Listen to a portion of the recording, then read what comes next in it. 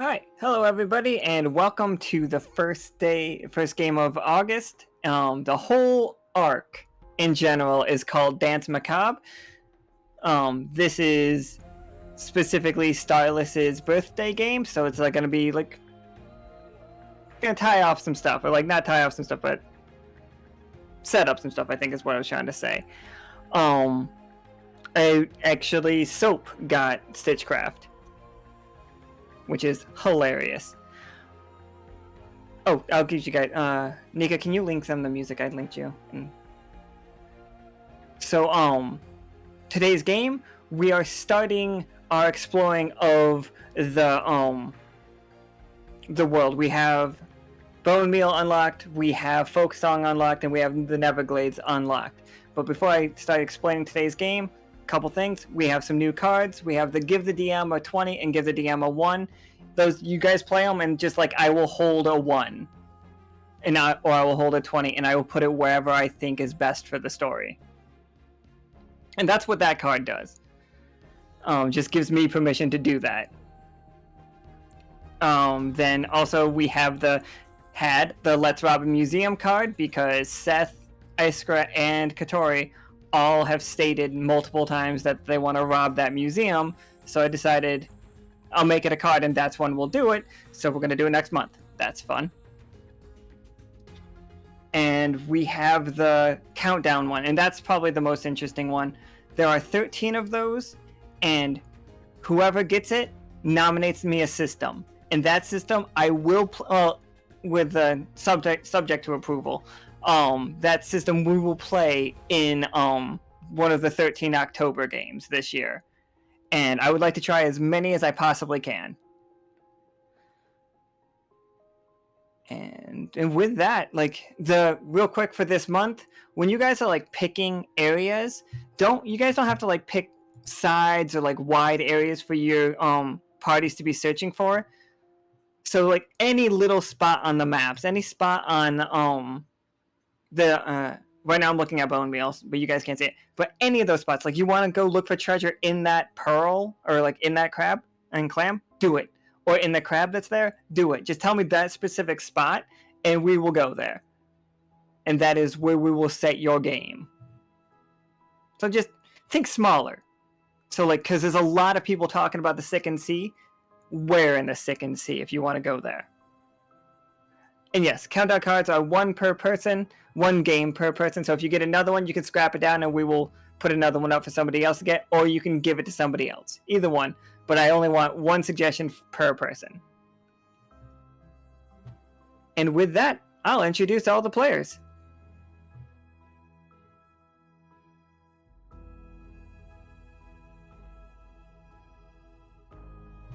I mean, obviously, we have Starless playing Adli here. Hi. We got Soap playing Cash. Good evening. We got Cowboy playing Cass. Howdy, howdy. And we got Seth playing Seth. Howdy. And so today is Starless's birthday game, so I just figured we're gonna start right with them. And you know, I've been reading the RP. I know what's going on, so I figured, you know, we'll just make direct connection with that. So Adli is standing in front of the currently encased in obsidian K, as K is on a hospital bed. Once in a while, a pulse of electricity will ripple through K's current coffin. Also, happy birthday, Adli. This is for you. Thanks. Best birthday present ever, I guess. You know, friend currently locked inside a coffin of their own devising. I know I'm down some AP for having to... I've tried repeatedly to use the necklace, and I'm assuming that's a no-go. No, anything that you try to like get through, it's not like it's hitting null metal. It's just you can't find there's no way through it, you know? You can see none of your magic is penetrating into it, and none of the magic from the pendant is coming out of it either. Oh, okay. I don't know what to do. Please? I think then, like, Adli will hear a bit of a ruckus and just people like, nope, I've got it. It's through here. I can read room numbers. I can read back. And then two new figures that you have never seen before come into this room.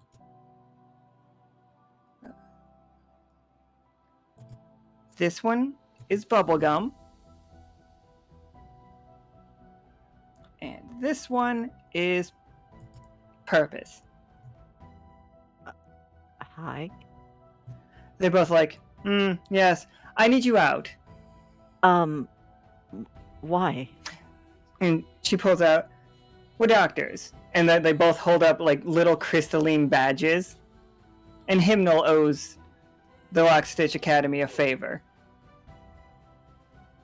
And like you start seeing them like put doctor's bags down and start like Mary Poppinsing. Like they look like incredibly long coat racks, but with like pure glass at the tips of them. And she's just like, if you're not leaving right now, could you set this on that edge of the room? Both corners, make sure they are aligned. Yes. Adli will go to do that and look horribly confused. And like, excellent. And it's just like, now silence. Even silenter than that, please. Adli stops breathing. Oop. I could hear you stop breathing. Can you continue breathing? Okay. There it is. And yes, it's set to this room. Okay, everybody, we need you out. And like Bubblegum's gonna come behind you and like put her hand on the swell of your back, and she's like, I know this is a hard time. I know it's a hard time for everyone. The main thing that I'm having a hard time with is you're still in this room. Are you gonna help them? Oh, we've already begun helping them. Alright. Their name is Kay. Can you say that Adli says hi when they're awake? Oh, I'm terrible. You haven't heard. They haven't heard. Okay. She didn't tell you? Okay. And, Purpose comes up to you, and Purpose is like, in my head, Purpose is like the mean nurse from One Flew Over the Cuckoo's Nest kind of style. That's how she looks. That's the energy she gives off. And she just like leans close and she's just like, your friend is trapped in this obsidian coffin until you can somehow gain an audience with the Marquis and, more importantly, the Coup Claw. They're the only one that can deal with this type of thing. And it's just like, but no worries, your captain is like signed up for a grand adventure, and she just like punches you in the shoulder. Adli just blinks. And Bubblegum's just like, I love a party. But you see that I'm continuing to have this problem. And she looks down at your feet and at the floor, then at your feet, then back up at you, and then at your feet, then at the floor. You see my issue. That I'm standing on the floor? That you're in this room. Oh, I guess I'll go report. Thank you? You're a peach. And she definitely like squeezes like your cheekbone, and she's like, out you go. And I think as soon as you walk into the hallway out of this room, you realize that in that room there was a sound building in the back of your head. Like, and now that it's gone, it feels like a pressure has been relieved. It's so much easier telepathically anyway. Okay, I guess I will go immediately try to figure out what my new orders are. Oh, sweet. Let's get to the academy then. So, as you're walking through the academy, so Cass, Cash, and Seth, you three have been like called here before And again, not just the academy, but the city is going crazy. It just tripled population. A lot of people don't have places to stay. You guys are doing pretty good on food because you massively solved that problem, but you're going to have to solve the problem again shortly. Supplies are starting to be taken care of by Fish Tinger have begun an expedition to get more supplies to build things. So you guys don't have to worry about that. But on people's heads right now are Cash, you are overloaded with patience at this point. Like, the Lockstitch Academy has basically opened their doors to refugees, and like, it's turned into a free clinic for you, and it's just been going nuts. You're overworked and not paid. Well, I mean, he's happy to do it, but at least he can sleep soundly at the end of the night. Sort of. Cass, there have been like more bar brawls in this last week than you have ever seen in your entire life. Like the silver thimble, not silver thimble, the diving bell has asked you to like help provide security because like some of the clientele have begun like getting rough. And just everywhere you go around town, like there's people bickering and there's people fighting, like people that are from the Lockstitch, I think people that are from the Silver Thimble, and people that are from Dyad, people that are from East Dyad fighting with people from West Dyad, all of it. It's just like a huge problem. Cass is just kind of just sitting there, just holding his ribcage like, ugh. Why does everyone go for the ribs? Excellent. And like so that's when like you guys are like you get your call to come show up to the academy. And Seth, what's Seth been up to doing all of this? Like, where was Seth for the finale? Shamefully not assisting. What were they doing anyway? Like, if they were in the locks, if they were here, what were they doing? Was out literally running around on all fours. Oh, okay, solid. Hopefully nobody noticed.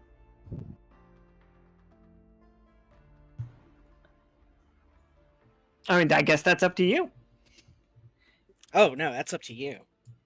Oh no, I would never tell somebody what they did and did not notice without a roll.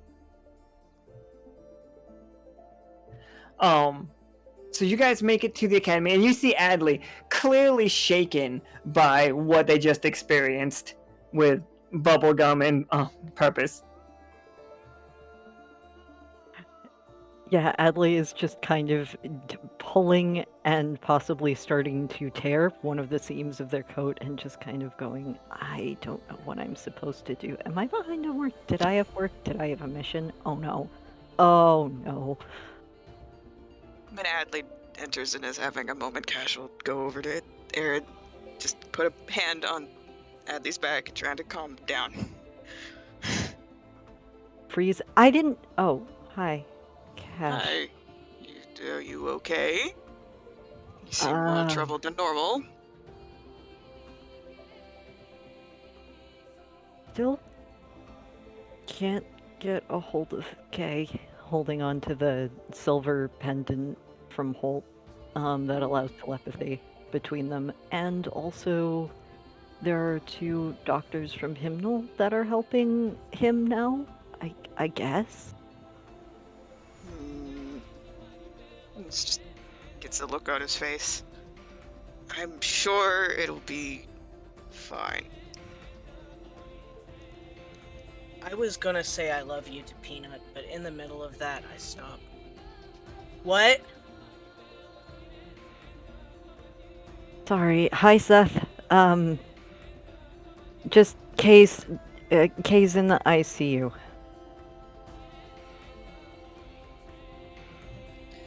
Peanut just like comes up and just like, yes, Kay's being taken care of as far as I know. They specialize in keeping things like that together, as I've heard. But hello, you four. It's just like, I have a special ask of you, and I assume that none of you might mind leaving the city for a short time.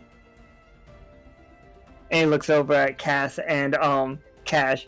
Like, Cass bruised to shit, and big old bags underneath Cash's eyes. Any way to get out of the city right now? Be perfect. Are you saying? Yeah. Are you saying boss is in the hospital, like in a coma? I'll explain. Hold on. I'll explain in a second. I promise. I promise, Seth. Well, Peanut. What did you need, Peanut? It's just like an escort. Word's gonna get out shortly anyway, so I'll make it official. We know somebody, and yes, Kay is currently in a undetermined coma-esque situation. We're not sure. We can't get any, like, things through it, but we have some experts that claim that they are quite alive and fine in there. And it's just, they're hurting, and we would like to get them out, but they are currently being locked into stasis. So I would recommend whatever those two say to do it. Also, they're slightly terrifying. And they're from Hymnal? Yes, they're from Hymnal. There's helpful people everywhere, Seth. What is it? What's wrong with Hymnal again? You're back. Okay. We'll we'll talk about this in a minute. Sorry, what are we doing again? Peanut's just like, we can talk about this now. No, Seth, Seth, what's your problem? What's your problem with Hymnal, Seth?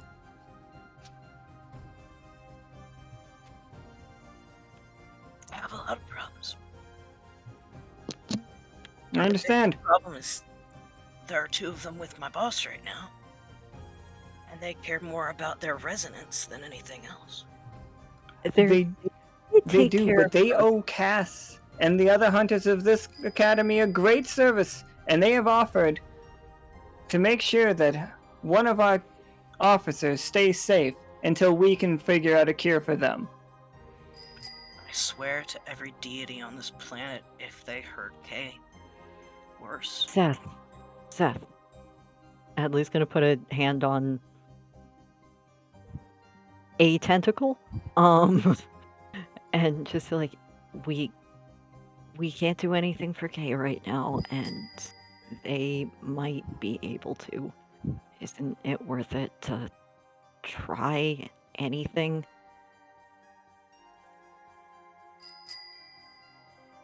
Cass kind of overhears this conversation, kind of pipes up. Hey, Seth. Remember the tinsel worm, whatever? Yeah, if it wasn't for Hymnal, that thing might have escaped. So.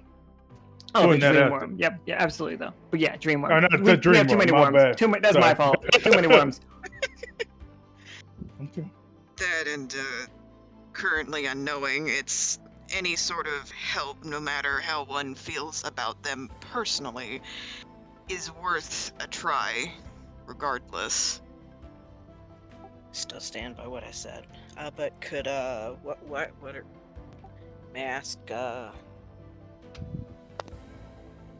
what's going on right now? You mean with bubblegum and purpose? I mean with us here. Ah, excellent. It's just like we have knowledge, and obviously we've all gotten our invitations, and I've seen that Marcus is quite busy with preparations, and you're extravagant. You realize how much this ball is costing us? This is a lot of... You know what? Nope.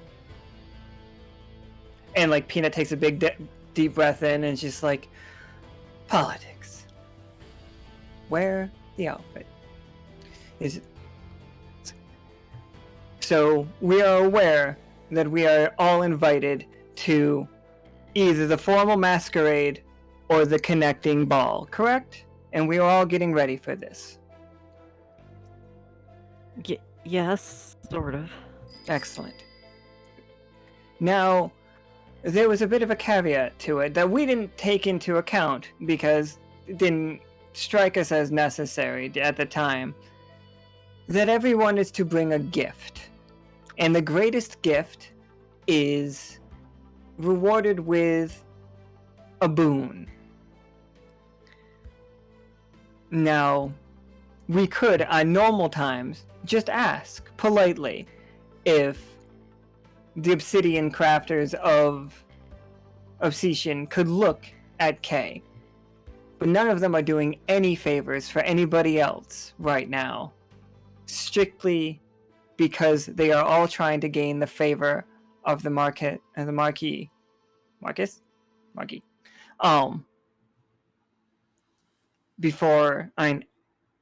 the time of the masquerade.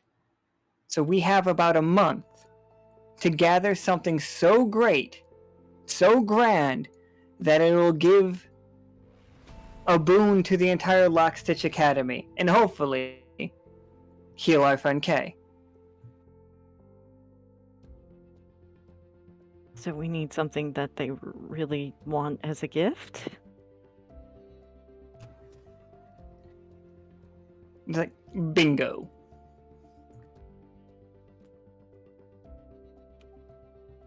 Where do you need us to go?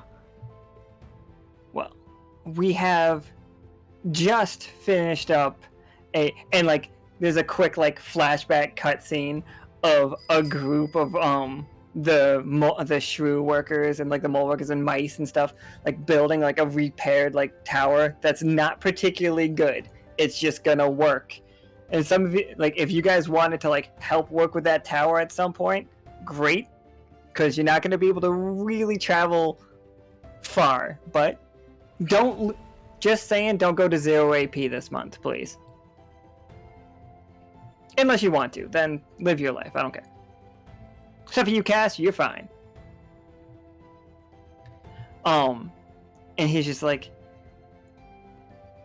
so you guys all know Bonnie, right? And Bonnie comes out of the room behind him, and behind Bonnie, you guys see the captain sitting in her chair across from somebody else. I don't think you guys see the somebody else as Bonnie closes the door. And he's just you've arrived. And he's just he walks up to Adli and he's just you used to be a navigator of sort, correct? Yes. Excellent. Alright. And he's just pulls out a map and he's just and star charts, correct? Yes, that was my specialty. Love it. So I'm looking for an item and he shows you a map of the stars. Can you give me a 20-sider? And also, Cass, could you give me a 20-sider as well?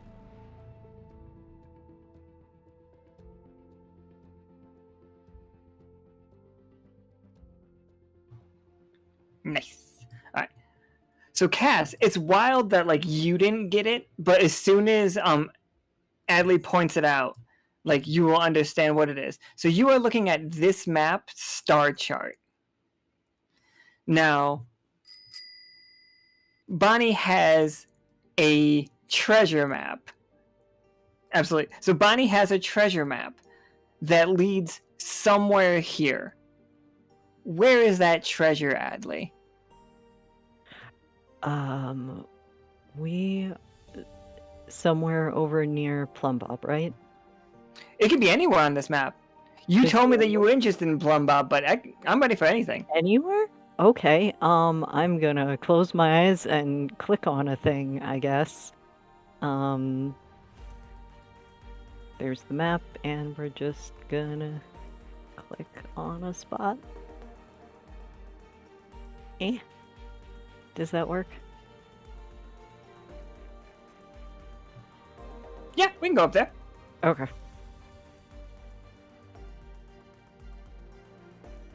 So yeah, it's deep into that desert, and Cass, you recognize it immediately. What it must be, where it is, what this treasure map must be leading to. What is the treasure map leading to? Ugh. If I had to guess, good old. It's an old myth that Cass didn't think was real until he pulled out the treasure map. A wagon with some type of sort of powerful item got stuck there, and the adventurers tried to go back to the dry docks and inform everyone.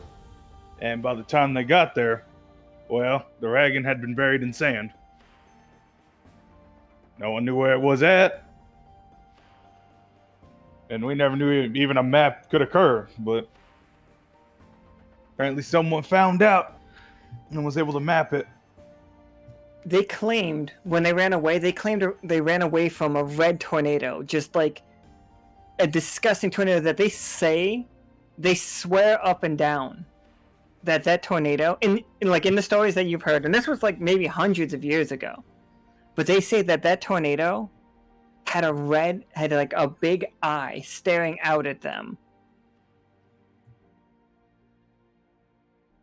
That's interesting. I didn't know tornadoes here had eyes, but I guess. Yes, that's why everybody laughed at them. Oh, do they not normally have eyes? There's a very strange phenomenon with weather here.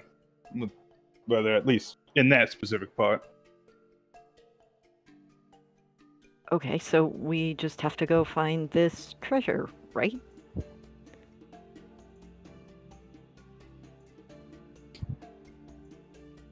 Can only assume so. But Bonnie's just like, it's the best chance that I could think of. Like, I've got a treasure map. They're looking for treasure. I heard some of you guys want to get out of town. I gotta get out of town. I'm from East Dyad. That place is on fire, and I'm the fire kind of salamander. We don't want this. I'd like to get up and get out. Wait, I thought fire salamanders like fire. Oh yeah, but not when like the whole like kind of person you are is blamed for setting somebody's entire neighborhood on fire. Does not sound good. I am so sorry. He shrugs. He's just like, what you gonna do? Giant salamander takes over the old city. Favorite sandwich shop gets smashed into the ground, then set on fire. Didn't even get to see the wrestling match. I hear they're double corn dogs. Never got one. I don't know what that is, but I'm sad I didn't get one either. So I guess we can help you with the map and get you out of here? And it's just like, I would love to go on. Just, it's a sad time, but don't worry. I hear Bubblegum and Purpose know what they're doing. Like, that's what I've heard. I've got no proof of this, but, Adli winces a little, but goes, If this is something that I can actually do, then I'm going to try. So are we just heading straight for the treasure, or we kind of offset into the dry docks real quick to get some information? Cass, you're the local. I can probably get us there, but... I mean, if you want to go for it, you can. I mean, you guys got a ride. You do have, like, your, the carriage. Like, the gentleman's still okay. Mm. The airship is not something I would say anybody can just take out right now, especially because the towers are down and damaged, so you'd have to be a good pilot. I don't think any of us are pilots. I got to play with it once, but it was like a long time ago. Let's take the cart and we'll go. Maybe we can go through. I don't know. We'll go through dry docks. You know dry docks, Cass. All right, so we're going the north entrance. All right. The carriage sounds much better considering the last time I was in it, I was wishing for solid ground. The airship, that is. All right, looks like we're taking the gentleman out to the north entrance. Yeah, absolutely. Let's go. Trying to figure out if I...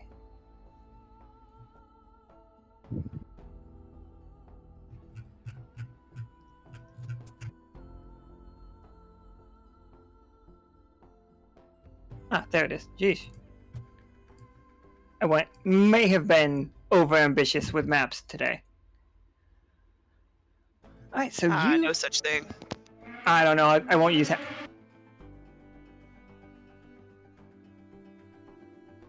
Sorry, that motorcycle was very loud.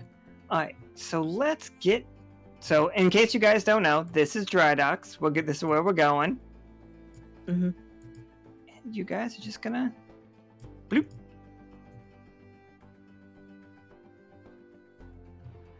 Alright, so, yeah, Cass, what do we know about, no, I don't want to do that one now right away. Cass, where would you go for information in Dry Docks? The only place where all the locals hang out, the good old saloon. Because the barkeep always knows the information. Anything that you ask him, for the right price, he'll tell you about. What kind of price? Well, just depends on what you. It just depends on what question you're willing to ask him, or at least what he's willing to spill. All right.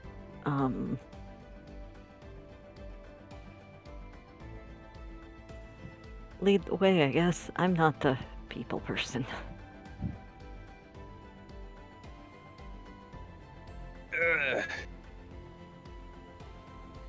Yeah, oh, okay, one second.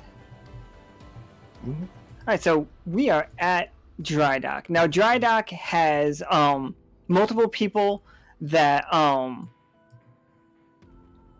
very like Cass's build, like Cass's people is from here, so you do see more like blue four-eyed people, very much like dressed like cowboys and stuff, and just that is like not just like a costume here; it's what they wear. Like they're either rugged, like cowboy situations, or they're very like Southern Belle. Like the Southern Belle has taken over this area very strongly.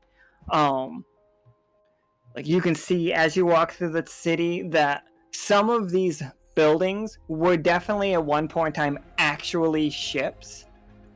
Like legitimate like seafaring ships. Some of them with like ancient barnacles still attached. Like they've fossilized on to these sides. But some of these places, the newer built buildings that you see are built to like look like boats, but aren't actually boats. You would never actually put them in water. But the oldest ones here are most certainly actual boats.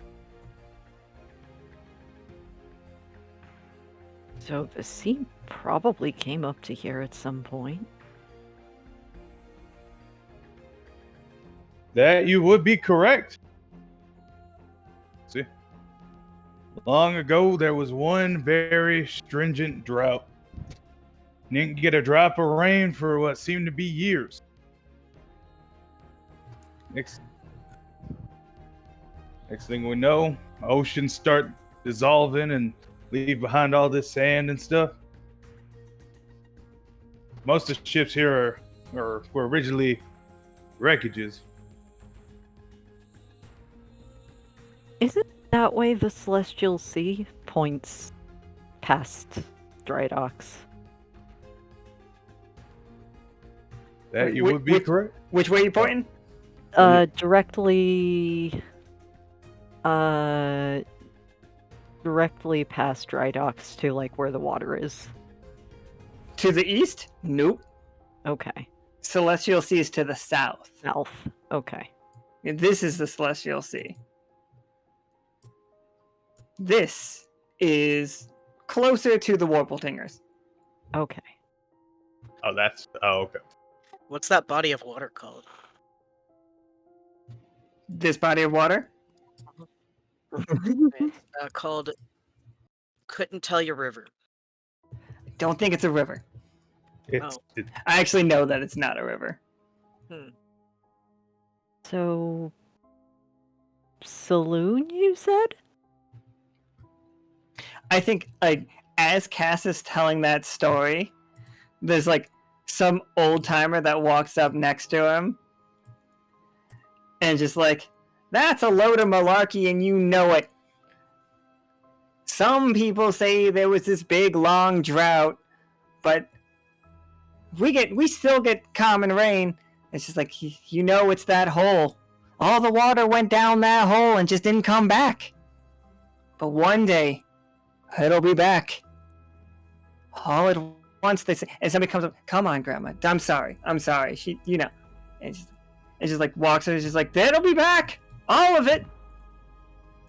Which hole? It's like yeah. Bonnie's just like, I'm going to guess Digberg. Digberg? Yeah. There's a city south of here called Digberg. A giant hole. Miners go down on it and all that guff. They found a lot of pearls in there, and that city used to be rich. We don't talk about the rest of what happened in that city.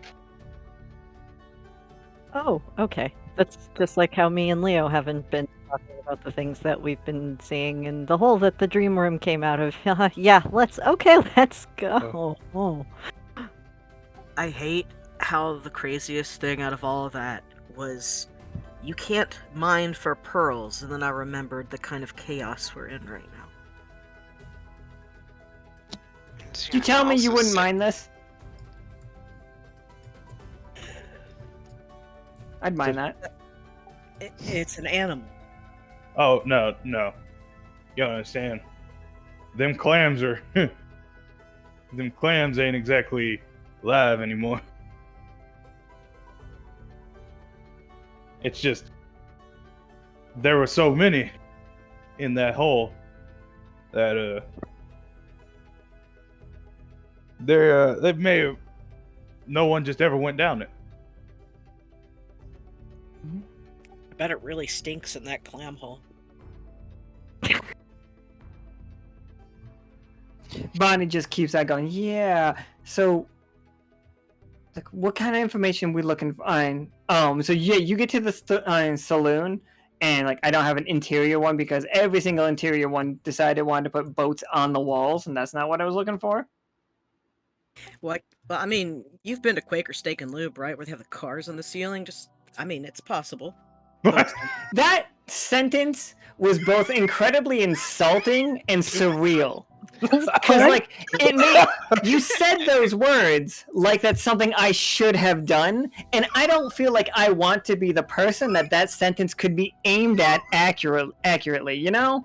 Just something about, you've been to Quaker Steak Lube, right? It's like, sure, man, all the fucking time. No! Those are also words that now live rent-free in my head. None of them make sense, like, but I'm sure within context they mean a lot. I felt like there was a slur in there somewhere, and I can't put my finger on it. Yeah, what did you just say to me? Apparently. I don't know. Wait, no, you did not just say you eat there in real life. What the fuck? No. I thought it was like an AutoZone. I thought it was O'Reilly or something. That's what I thought you were just talking about to me. No, it's a wings. It's a wing place. No, it is not. Wait, they sell wings. I issue this challenge to you that said pictures, or it is a lube place to get your lube changed. I thought it was an oil changing place. I can't tell whether we're talking about oysters or lube now, and I'm very worried. There's apparently a wing place. I don't feel like that's the case. Fuck, that's it. I'm sorry. All right, hold on. We gotta halt the game now because of what happened.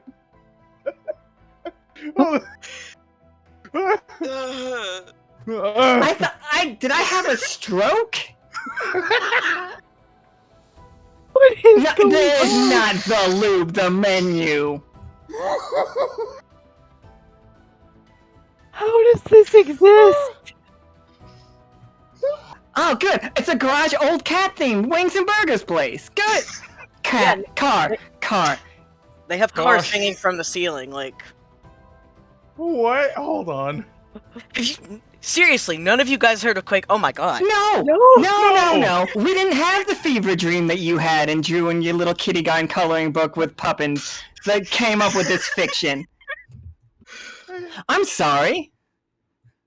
No, it's real. Oh gods. This don't even exist in my state. What do you mean? I was gonna say, if they existed here, Cass, you want to meet up and go do it to prove it's real? They don't even exist in Texas. This. Yeah. Lubes don't exist. Wait, no. I should just stop talking. Just Stop. who wants to eat at greasy Quakers? Like, This is come on down to Slippery Catholics.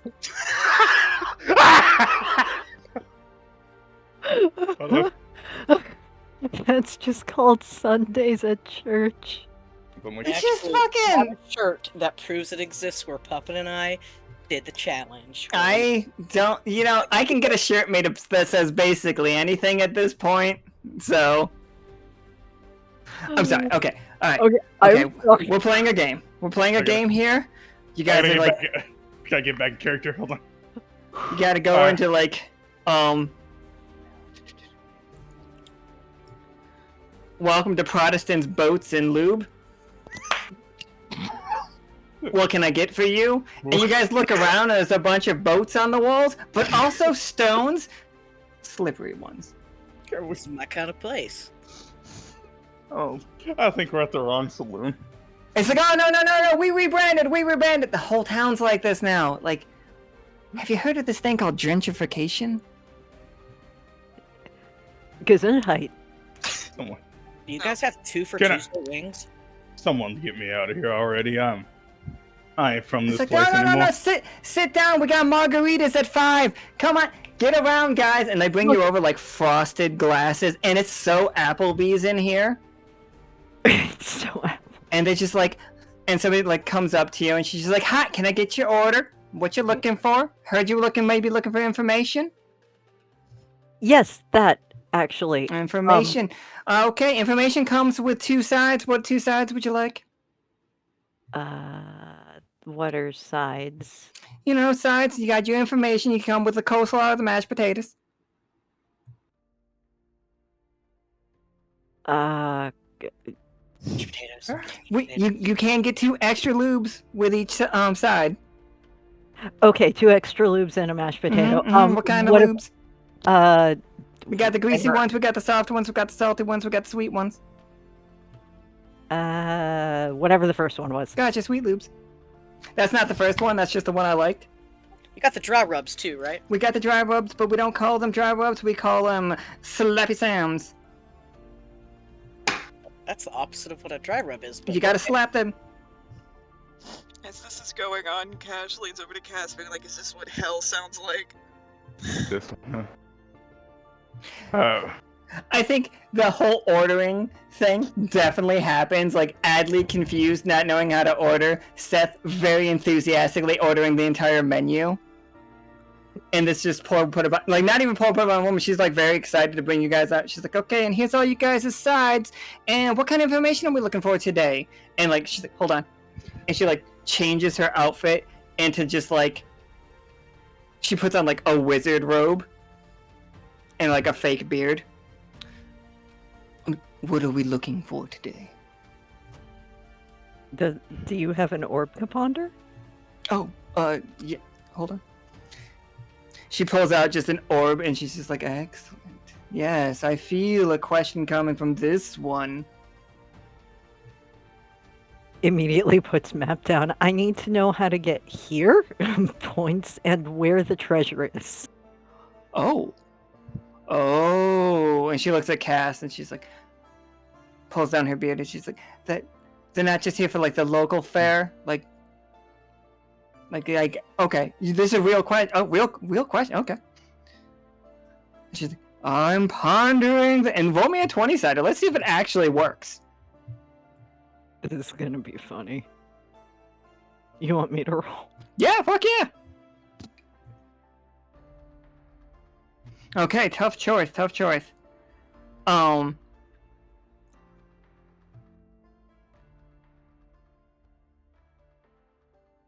You can't fucking, no, she actually sent me the menu. God damn, okay, hold on. I linked it in. Back in the character. Sorry. Okay.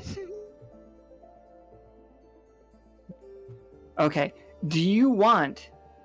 So the orb is in front of you, and it's like swirling, and the woman, what is her name? I want her to have a name now.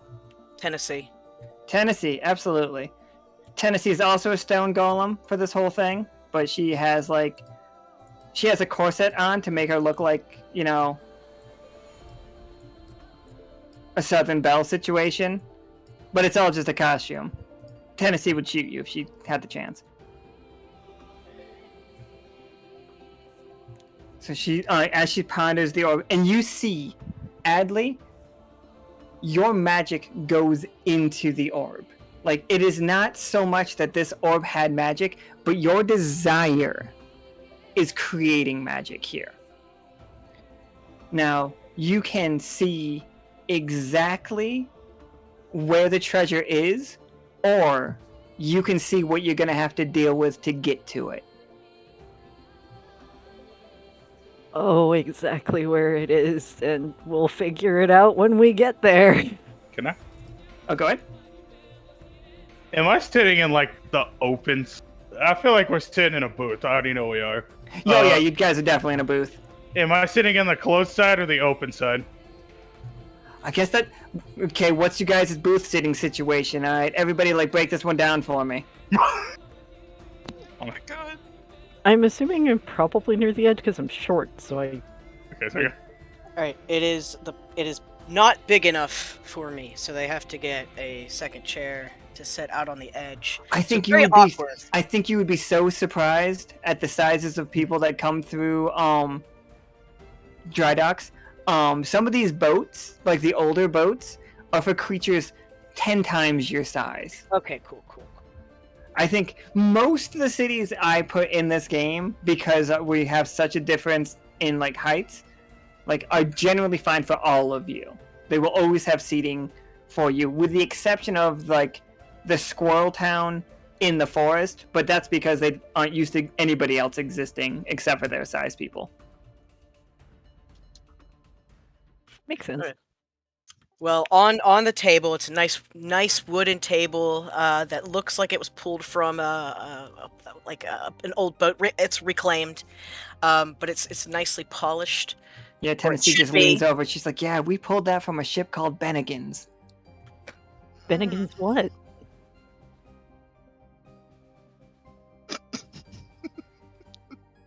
The Adli, the ship was literally named Bennigan. Oh, okay. It was Sorry. lost in those shenanigans years ago.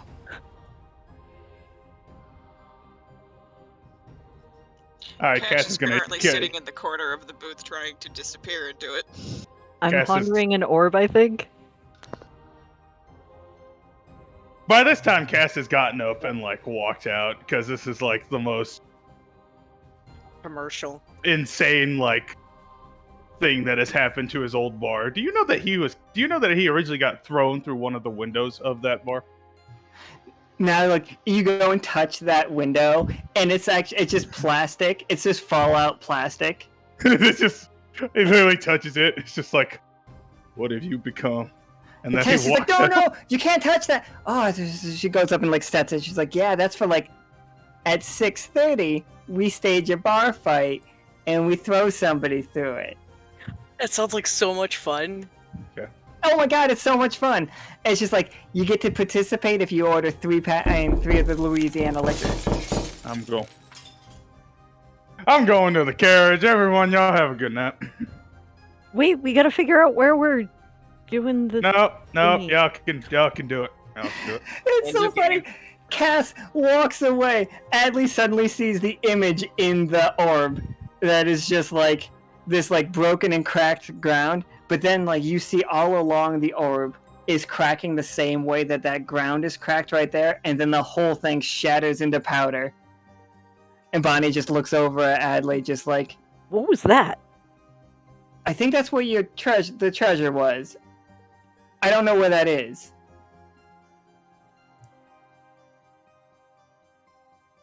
Okay. Tennessee jumps back and she's like, I gotta sweep this up. You guys better leave a big tip. And she places all your like dishes on it and she's like, and she like tiptoes around it because she doesn't want to shatter anymore. Oh, could I get some hand wipes, please? Okay, look. Little warm ones. We need to. We got the hand wipes. They're right underneath the liquors. We need to go figure out where that was. Bonnie's like, we need to dig into some ribs and some wings. Look at these.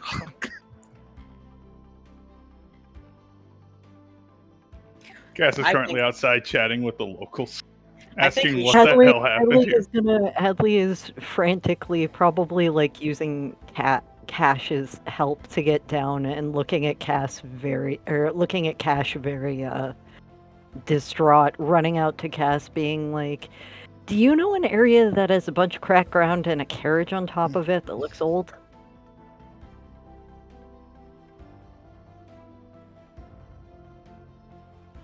None of you left a tip, did you? Did any of you pay? I haven't left yet. Neither is Bonnie. Bonnie's sitting across from Seth, just fucking going to town on some wangs. I'm gonna get a gift card for the marquees for this place because it is the best place. And I didn't even order anything. Neither did I. Yeah. Bonnie's eating all the sides, licking up the lubes.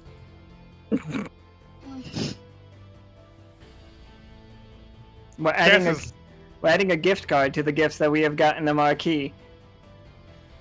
Just for fun, Seth, roll me a 20-sider. Let's see how much the marquee wants a gift card. No. From Protestant Rock and Lube. All right, he fucking loves it. Oh He's my about god! Why? You guys don't know, but the marquee's about this life. Oh, He's a why? fucking winghead. He's a sauce boy. He's a saucy boy. Oh no. So is there Is it too late to jump in the hole and dig for? So, quick question, Alan. Is there like a rough side to dry docks? Because I feel like we ended up on the wrong side, but I think what you're talking about is so funny to me because that is how Cass remembers this. How you would have been thinking about this is how we had it in mind to begin with. But then when we ordered the map, it was sent back to us the way that we see it now. Like, because we thought it was going to be like shipwrecks and like destroyed. But now if you guys look on the map, it's beautiful. Like they've made like really gorgeous like houses out of this stuff. So I literally think gentrification has happened to dry docks while you've been like out on your adventures. Oh no, poor Cass. And like, yeah, gentrification is terrible. Like, but like maybe not gentrification. It's just like it is much richer. It's a wealthier town. It's a tourist destination, and maybe the people are taking advantage of those tourists as much as like the other way around. So we can like, I don't want to call it a capitalistic hellscape, but you know. So far, this is my favorite town in this world. Cass literally whispering to himself, "I have no home anymore." Oh. Adli running up to Cass at that point, like, Cass, wait, do you hold his hand? Oh, what? What do you mean you don't have a home? No, here. I'm talking here. I used to live here all my life. Remember, pretty much all my life. Yeah. Oh, it ain't here no more. Ain't here. It's lost. This isn't it then? No, it was. That's a rather grim way to think about it. Cash I'll walks up. I mean, at least some people are still here, right? Oh, wait. We wanted a they've break. changed. We thought work was gonna give us a break. Okay, I'm sorry, Cass. I know what it's like to lose a home, but also, could you help me try to help a friend? Just, I guess. I don't have a token for chicken wings. Can you guys fucking believe that? Was this just so that Seth could walk out with like a chicken wing? I wanted both Bonnie and Seth to become walking out of the place just licking sauce off their fingers with like a bunch of chicken bones. But don't worry, we're gonna have to live with Henrietta Davenport. That's her name. Okay. Yeah, the chicken is just tinfoil. I'm sorry, that's 100% right. That's just It's like one of those tinfoil swans. yep, With just a with a chicken. I'm bonding with Bonnie or Bonnie. Never mind, I can't think of a pun. I'm just bonding with Bonnie. Like Bonnie D. Bonnie comes like walking out, licking their fingers, and like they burp with the flames shoot out because you know the fire kind. Nice. Don't worry, production value. Could have been out of the chicken's butt right there though. So Bonnie's like licking the sauce off his fingers, and he looks over at everybody. He's like, Cass, fun question. When we were in there polishing off our Louisiana liquors, fantastic. I can't get the combination of words out of my head for the record. Our third plate. Or was that our fourth? Was it our fourth, Seth? But we'll call it 5. We'll say that we had 5. Oh, thanks for picking up the tab, by the way, Adli. I did what now? Yeah, we're cool. They were talking about a couple things that I would like to have words about. Have you heard of a cactus man called Cactus Jack? Like, they're talking about him like he's a real guy. Like he's out there to the east. But yes, he is.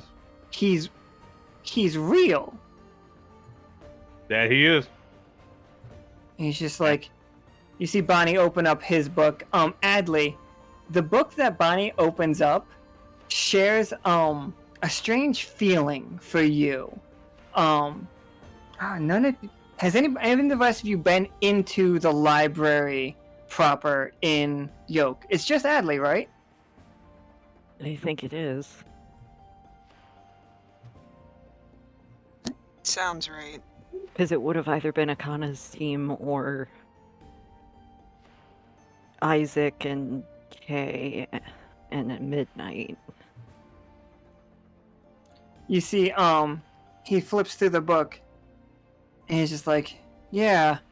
It's just like, and Cass, and I will let you finish off the rest of this, but like what I need the basis of, Cactus Jack is a bandit of legend. You were saying he's real, so go ahead and tell that story as though he is real. Cactus Jack is a humanoid cactus, like he is a plant man that has a knife that looks like a cactus, but you can tell me what it does, and like think of it like Paul Bunyan kind of thing. So Cactus Jack I've met him once, actually a few times, crossed paths a few times, but he is in fact he's a real humanoid cactus. He has a knife that looks like a cactus, kind of odd, but don't let him fool you with his appearance. He's not particularly nice to strangers. Kind of got to win him over at least. But he definitely has the power to put people in hallucinations. He's made people wander far across the desert before pretty much just them succumbing to dehydration. Oh man, I love the idea that he has a revolver that shoots his like thorns, and those thorns, like when they stick you, you start to just trip balls, and then he just robs you once you're like dead. He'll rob you. Well, no, he'll rob you while you're hallucinating because kind of under a trance at that point, and then he'll just kind of push you in one direction and let the desert take you. Why would someone do? Okay, what's the point of Bonnie? Where'd you get that book? Bonnie raises his finger real quick before Adli says anything. Like before you say anything in that conversation, and he's holding the book up to you. And as Cass is describing this creature of folklore, like you are seeing it like being written in the book. Like, and like the page was full, so like the text is shrinking around it to like make room for it. And like you see like a picture of Cactus Jack, like somebody drew forever ago, which is just like an old sketch of basically like, oh, Bigfoot or like the Jersey Devil or something. But that picture is shrinking to make room for the things that Cass just said. And they looked horrified. He's just like, it's a piece of fiction. It's what? How do you know about? I'm sorry? It's fiction.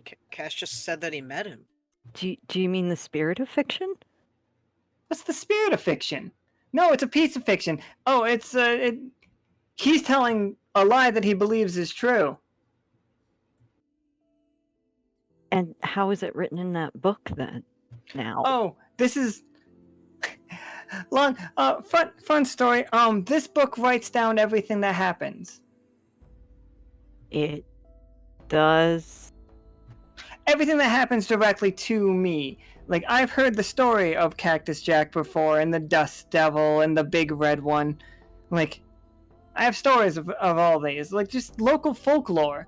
But look here, they don't show up in my book. But now, all three of them, pieces of untruths, are being written in my factual book. Adli looks horrified, even more so. Wait, so the Cactus Jack is actually a real thing now. Your tall tale just became taller. Oh. Alright. Alright, we're not oh no. Wait. I have to warn Isaac about about the library. Okay, we should get our stuff, our thing. What was the thing we were here for? How do we do this, Bonnie? And it's just like, Bonnie's just like, I was looking for the treasure. We went to this cool place because like Cass said this place had the best drinks in town, so we showed up and Seth was like, this place has the best wings in town, and I'm like, cool, I could go for some wings, and then they gave me all those free lubes. Okay, have fun with those later, I guess. I don't know what you... Oh, that sounds bad. Installing it. Please stop calling it loops. I'm sorry, I can't change what's on the menu. Like, I'm a lube man, deep at heart. This place is dead to me. Let's get going. Call me Sauce Boss Bonnie. No. I appreciate you making me feel better, Sauce Boss Bonnie. Sauce Boss Bonnie is definitely wearing a novelty like cowboy hat right now. It's made completely of nachos. Adli, like, okay, I am looking. Why don't we go try to find the treasure? Cass is legitimately dead-eyeing both Bonnie and Seth right now. No. Cass. Bonnie takes a step back and you realize that Bonnie's also wearing novelty chaps and has a holster on their side that just has a gun that's full of marinara sauce on one side, and on the other side it's a mozzarella stick that looks like a gun. Cass has his hand over the over the revolver. Adli's like, look, I know you're 7 feet tall, and I know Seth is 8 feet tall, and you can easily make that shot, but please, let's just go get the treasure, and we'll get away from this. It ain't Seth. It ain't Seth. It's that damn salamander. Bonnie hands the tinfoil chicken over to Seth. No, I wonder if the Marquis would like this too. 30-day-old wings. Here you go. Oh, it has leftovers in it. Never mind. Oh my god. Oh yeah, it's like that. Yeah, it's exactly as Nika described right there. The hat is like salsa in the brim, and every once in a while, mid fucking like stare down of between Cass and Bonnie, you hear it just break. Oh, Scoop. okay, no. Yeah. Adli goes over to Cass and like tries to take Cass's smaller hands and be like, look, please, I understand. I don't have a home either. It's completely gone, and I know what you saw in Dyad, and I know that this place doesn't seem like home anymore, but please, we need you. You know this place best. Yeah, Cass, it's not your home anymore. Cass quickly reaches towards his revolver and shoots off that fucking nacho hat. And then yeah, give me a 20-center. I will fucking Please. No, it's not a 20. Oh my god! Only a 2-center. Please, One's a 1, 2's a 20. Let's do it. Yeah, let's shoot Bonnie.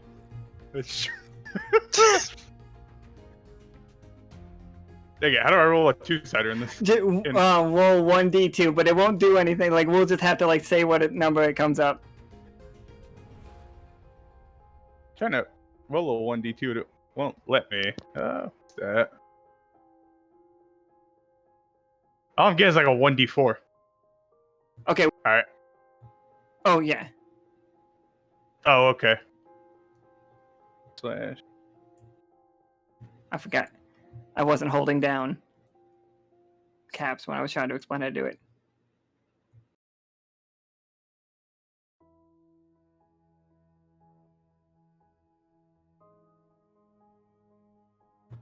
The tension is killing me. Okay. Absolutely.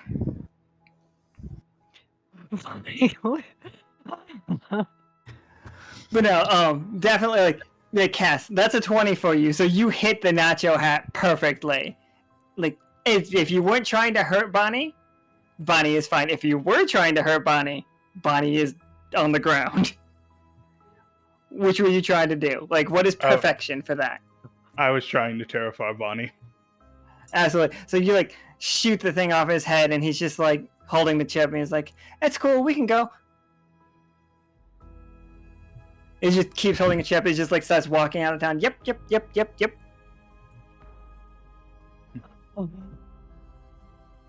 Looks over at Cass and then goes, everybody in the gentleman now. Thank you. If you need me to put him to sleep, just ask. It's like, That's gonna be. Oh, go ahead. Sorry, go ahead. That's gonna be for the way back.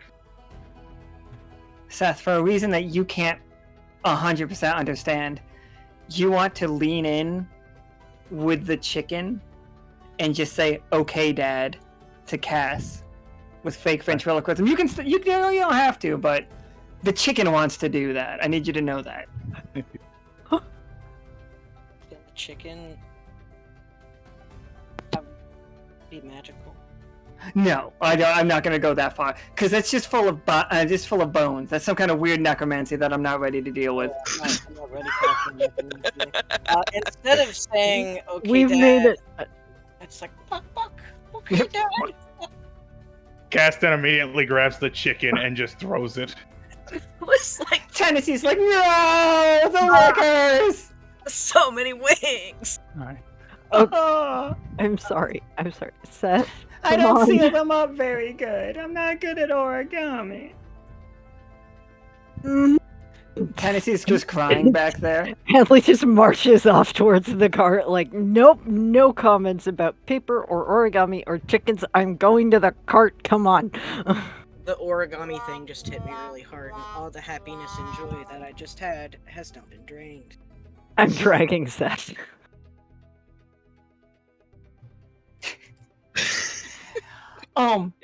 Cash, can you roll me a 20-sider?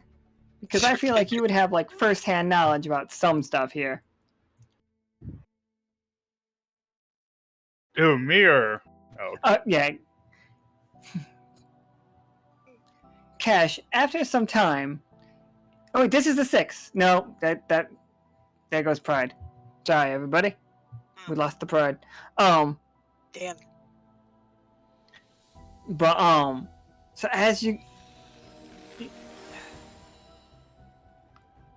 Cash, you will know 100% that this is not a nightmare situation. Okay, I'll just cancel the second part of what I was going to say. You're not dealing with nightmares.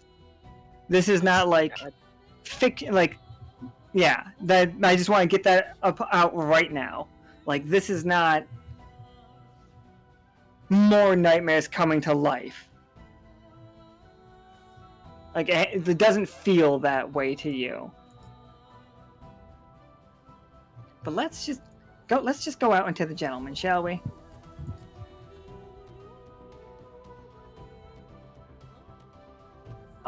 So you guys are just heading further east into the east southeast, right? The cracked lands. That's what you're looking for. Cass, I'm assuming you don't want to see if there's someone in town anymore. not anymore. Not okay. I think that's what we're doing then.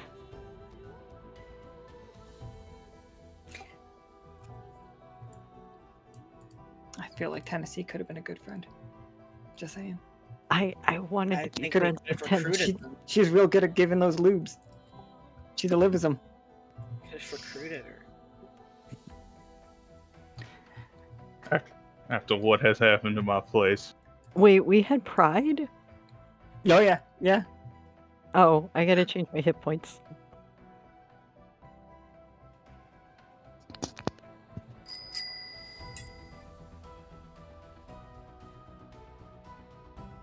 Wait, did we fail Pride or did Pride just run out? You failed, Pride. Pride broke. Okay. Alright, so anyway, let's get back to work. So Cass, as you guys are going through this, and Bonnie has just still wearing like his novelty stuff other than the nacho hat, which is gone.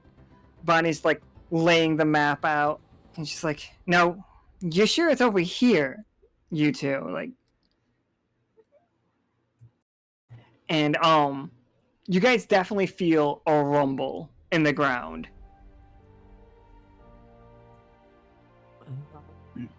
Is that normal? Looking over at Cass.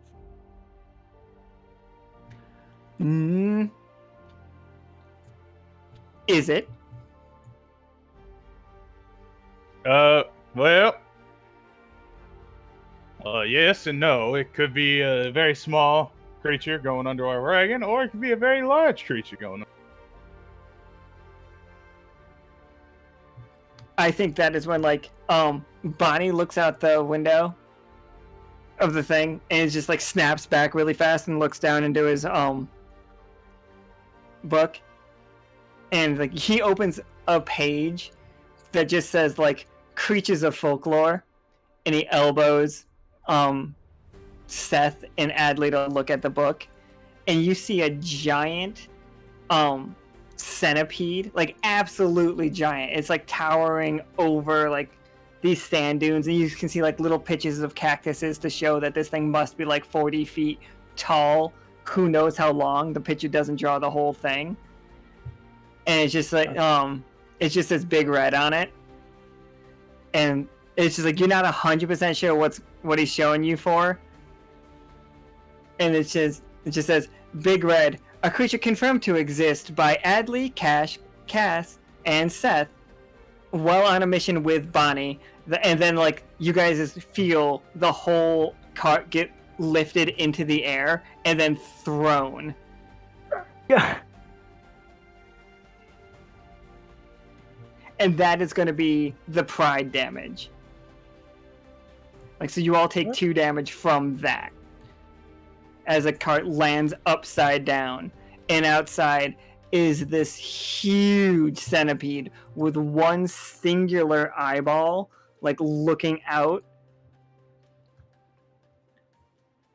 And Bonnie's just like, what were you talking about the spirit of fiction earlier for? No reason. It's a spirit from Folksong, I think. All right, Adli, I got another big question for you. What? Does that spirit happen to make things that were in fact folklore turn into real life? Adli is crawling out from away from the cart and being like, shouldn't you be like getting a big gun right now and you can ask me about that in a second? So the wagon's been completely turned over, right? Completely turned over. You currently see Bonnie holding his mozzarella stick gun, but it's broken off and part of it's just dangling and covered in sand. How fast is the wagon? The wagon's turned over. When it is not turned over, how fast is the wagon? Wagon speed. I don't Okay, think we really deal with speeds that much. I also don't think we were like riding particularly fast. Okay, so turning it over and trying to get away isn't gonna work, so we have to take this thing out. Okay. No, you could. I mean, I'm not saying you have to fight it. I'm just saying it's here, and the pride knocked the wagon over. Let's just... Is it attacking us other than just knocking it over? Oh, it's trying to attack you guys for sure. It's Big Red, the most ferocious centipede known to man. This is the first centipede that they discovered they could milk, and it did not take kindly to it. Legend says that it once destroyed 3 farms in one night. Legend also says that it was what came from the diggy hole. Oh no. Bonnie, hold on to that book. You said it's like 40 foot long? Is that what 40 foot tall. Oh, Length shit. undetermined. Now, you said the gentleman can it be uprighted or? Yeah, you guys could flip it over if you wanted to. You also could get to any of its guns right now, if you want. If that's where you guys would want to go. Okay, yeah. Cass is instantly going to kick open the back of that thing, and he is going to grab that giant revolver with the scratch letters of Whopper. Yeah, Whopper Jr. is the bullet. Yeah. Are you sure about that? Looking at What? Cass. Before he shoots it off, is the thing currently moving? Oh yeah. I would say it's you like could- charging at you guys, very like King Centipede from One Piece, you know. I have a bad idea. I mean, I also have an idea, possibly. I want to summon Giant Lippy. Why? To fight the giant centipede. I was gonna try and use Trapped in the Margin to stop it. Hey, Cass said he pulled the gun first. Go let your the man idea take a is- shot. Your idea sounds safer. Well, is it charging straight, or is it kind of diving in and out of the sand? Oh god, it's got to be the diving in and out of the sand, right? That's so much cooler. Yep. Horrifying, but cooler. Yeah, you guys see the the back end of it miles away situation. Cass. How So much power does that thing have? Well, it's 40 feet long, and its heart is The damn near the si- gun! Oh, the gun? Well, it's a 105 millimeter cannon. So I mean, we shot a spider carriage into oblivion. So I mean, what could shooting it inside do? Does anybody have a way of actually stopping this thing moving so I can get a clear shot? Yes. I can try and see if I can do something with trapped in the margin. It's worked before. Absolutely. What are you writing?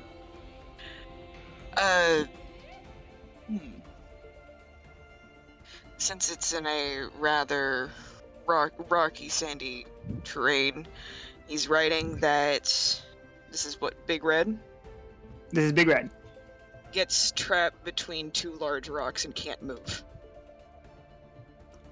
Like it weaves directly into a set of large rocks that won't keep it there long, but will keep it there long enough to get shot. Hopefully. Alright, yeah, give me that 20-sider. Yeah.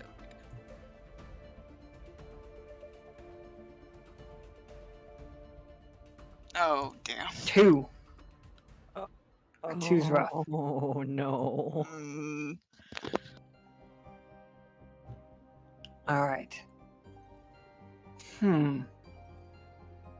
Karam, I see you.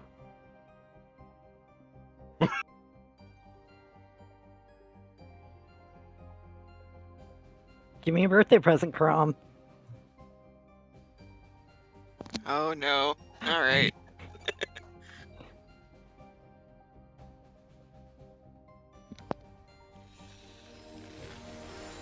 Oh yeah, Niga did. I didn't know we were gonna tell people about that. Oh, a little harm. Okay, I was waiting for it. I thought it was going the other way. Okay. So you, where did you write it? Where did you write this down? He carries an old leather, journal. You do. You've told me that multiple times that you carry that. And I think what happens is as you're like writing in that, like you start to feel, because it's a 1, you're actually even gonna see it. Like there's a red hand that grabs onto your hand. So as you're trying to write it, like you're struggling, like you can't write these words. Because it's just like something is fighting you, and you feel the pencil snap, and in your head you feel like a huge pain of a migraine, like pierce your skull as you're trying to like come to terms with two things being reality at the same time. And I don't want to do like the like nosebleed situation, but No, that's fine. Go for it.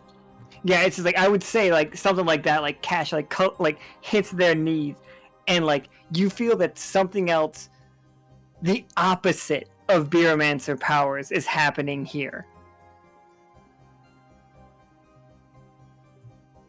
Yeah, he, nosebleed, migraine, falls to knees. He drops it, or is the hand still holding on to him when he tries to let go of it? As long as you're not writing, the hand will not be there. And yeah, he drops his journal. Gosh. All right, Cass. What in the absolute hell was that? His hands on his head shaking because it hurts. You see Bonnie actually take in the whole scene of like the pencil breaking. I'm actually gonna roll for Bonnie real quick. Let's see how smart Bonnie is. Adli's gonna run to grab Cash. Absolutely. So Bonnie's like putting pieces together, for the record. Like Bonnie is onto something. If Bonnie survives, Bonnie will tell you some stuff.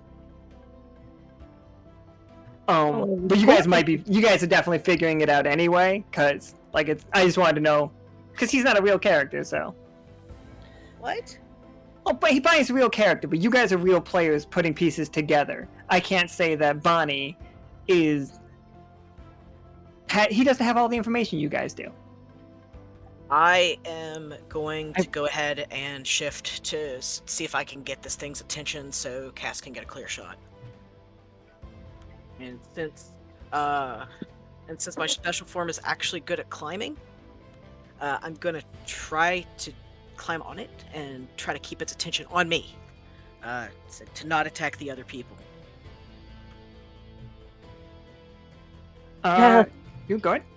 Cass, I have a bad idea. While Seth does another bad idea. All the ideas are bad. We're already full of bad ideas today, so what is it? Adli is gonna put their hand on the next to the gun or next to Cass's where the gun is, and is just like, just tell me when you're firing. Depends on how good Seth goes.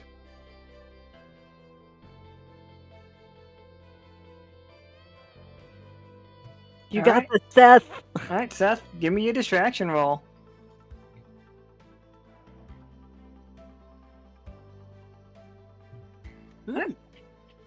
So a 16. So you do manage to like climb up on it and get its attention, but all like the 16 is just barely counteracting the 1. So Cass, you have 1 die, and you don't have to take the lower. I was gonna make you roll 2 and take the lower because the distraction wasn't working from the holding it still, but it is coming. Cass, here's what is happening. It is shaking its whole body, and before it doesn't look like there's enough space between you and it, but somehow it manages to just dive into the sand right, like I would say like about 45 feet away from you. It goes straight down, and then it appears like coming up. Its face is like looking right at your face. Like its eye is all you can see. Make your shot. All right. When Cass does that, Adli's eyes are going to glow. They're going to grab a scroll and break it, and they're casting Smite, and they're trying to help channel the power through the weapon as well. Yeah, for sure.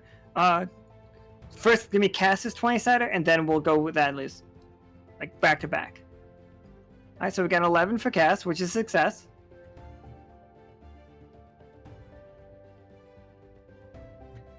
Alright. But, so the smite hits it. Oh, and then, but it just shrugs it off and just keeps, like, barreling down. And Cass, you're able to fire 2 shots with this, and you know that this gun is not made to be shot twice like this. Like, who loaded 2 rounds into the Whopper? When we got back from the last mission, Hal loaded one in for safety, but never told Cass. So Cass loaded one in before we departed. Absolutely. All Whopper, no Junior. Mhm. Yeah. Give me one more roll. This isn't for the second one to see if it hits. It's for just want to know. Absolutely. All right. So you hit it, and the first shot, you see it hits and does almost like the Superman thing where it goes flat against it, but then you see a crack, and then as you hit it again with the second one, is it a gut reaction, or do you just feel the weight and realize that you still have another round? Basically, when the round ejected, Cass looked back, about to reload, to pretty much just see it a second round in there. Oh wow, okay, should have fired them both at the same time situation, or exploded entirely, but you managed to dodge a bullet. Yes, it was very much a malfunction that should have happened, but by some very lucky standard, it just did.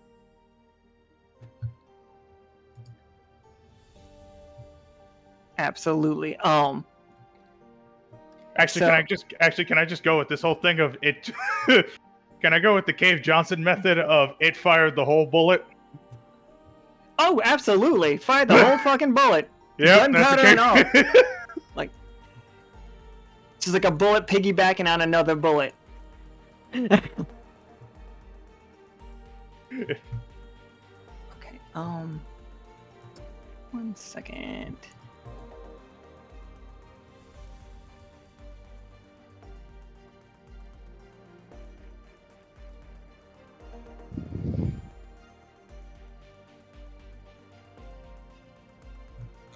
Hey, what is the exact? Oh, never mind. Here we go.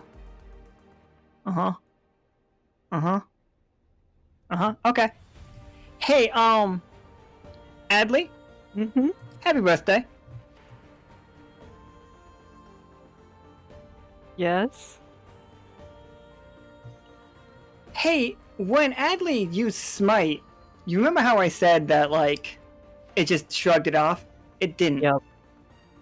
Oh. You cracked that glass. Like, between, like, the firing that casted and the distraction of Seth, and just, like, you managed to get in. Your Smite, what does your Smite look like? I'm gonna give mine real quick.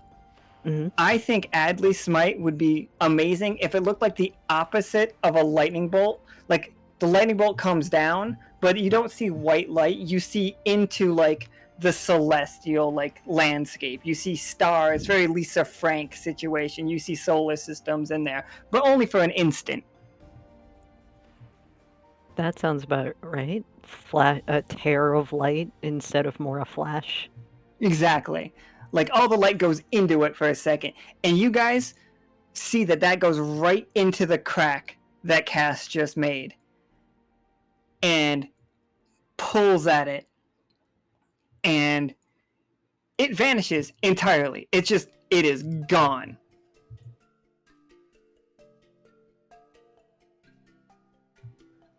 Hmm. The whole centipede? The whole centipede. Hey, Cass, you killed it. The holes in the ground aren't even there. I was on top of it. Yeah, Seth, you're just standing on the ground. That was... I think there'd be a whole corpse involved with, you know, killing something that's 40 miles long. I mean, And the- not and the- everything that dies has a corpse. Some of us just kind of explode into dust or wood. Yeah, well, I get that as well, but there is no hole marks or track marks anywhere behind it. Yeah. I'm gonna As go I snooping around. As I slowly look over at Adli.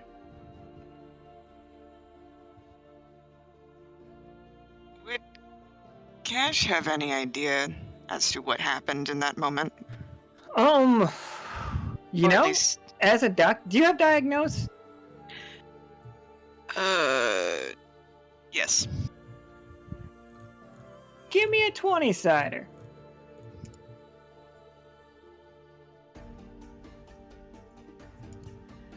Yeah, you know what?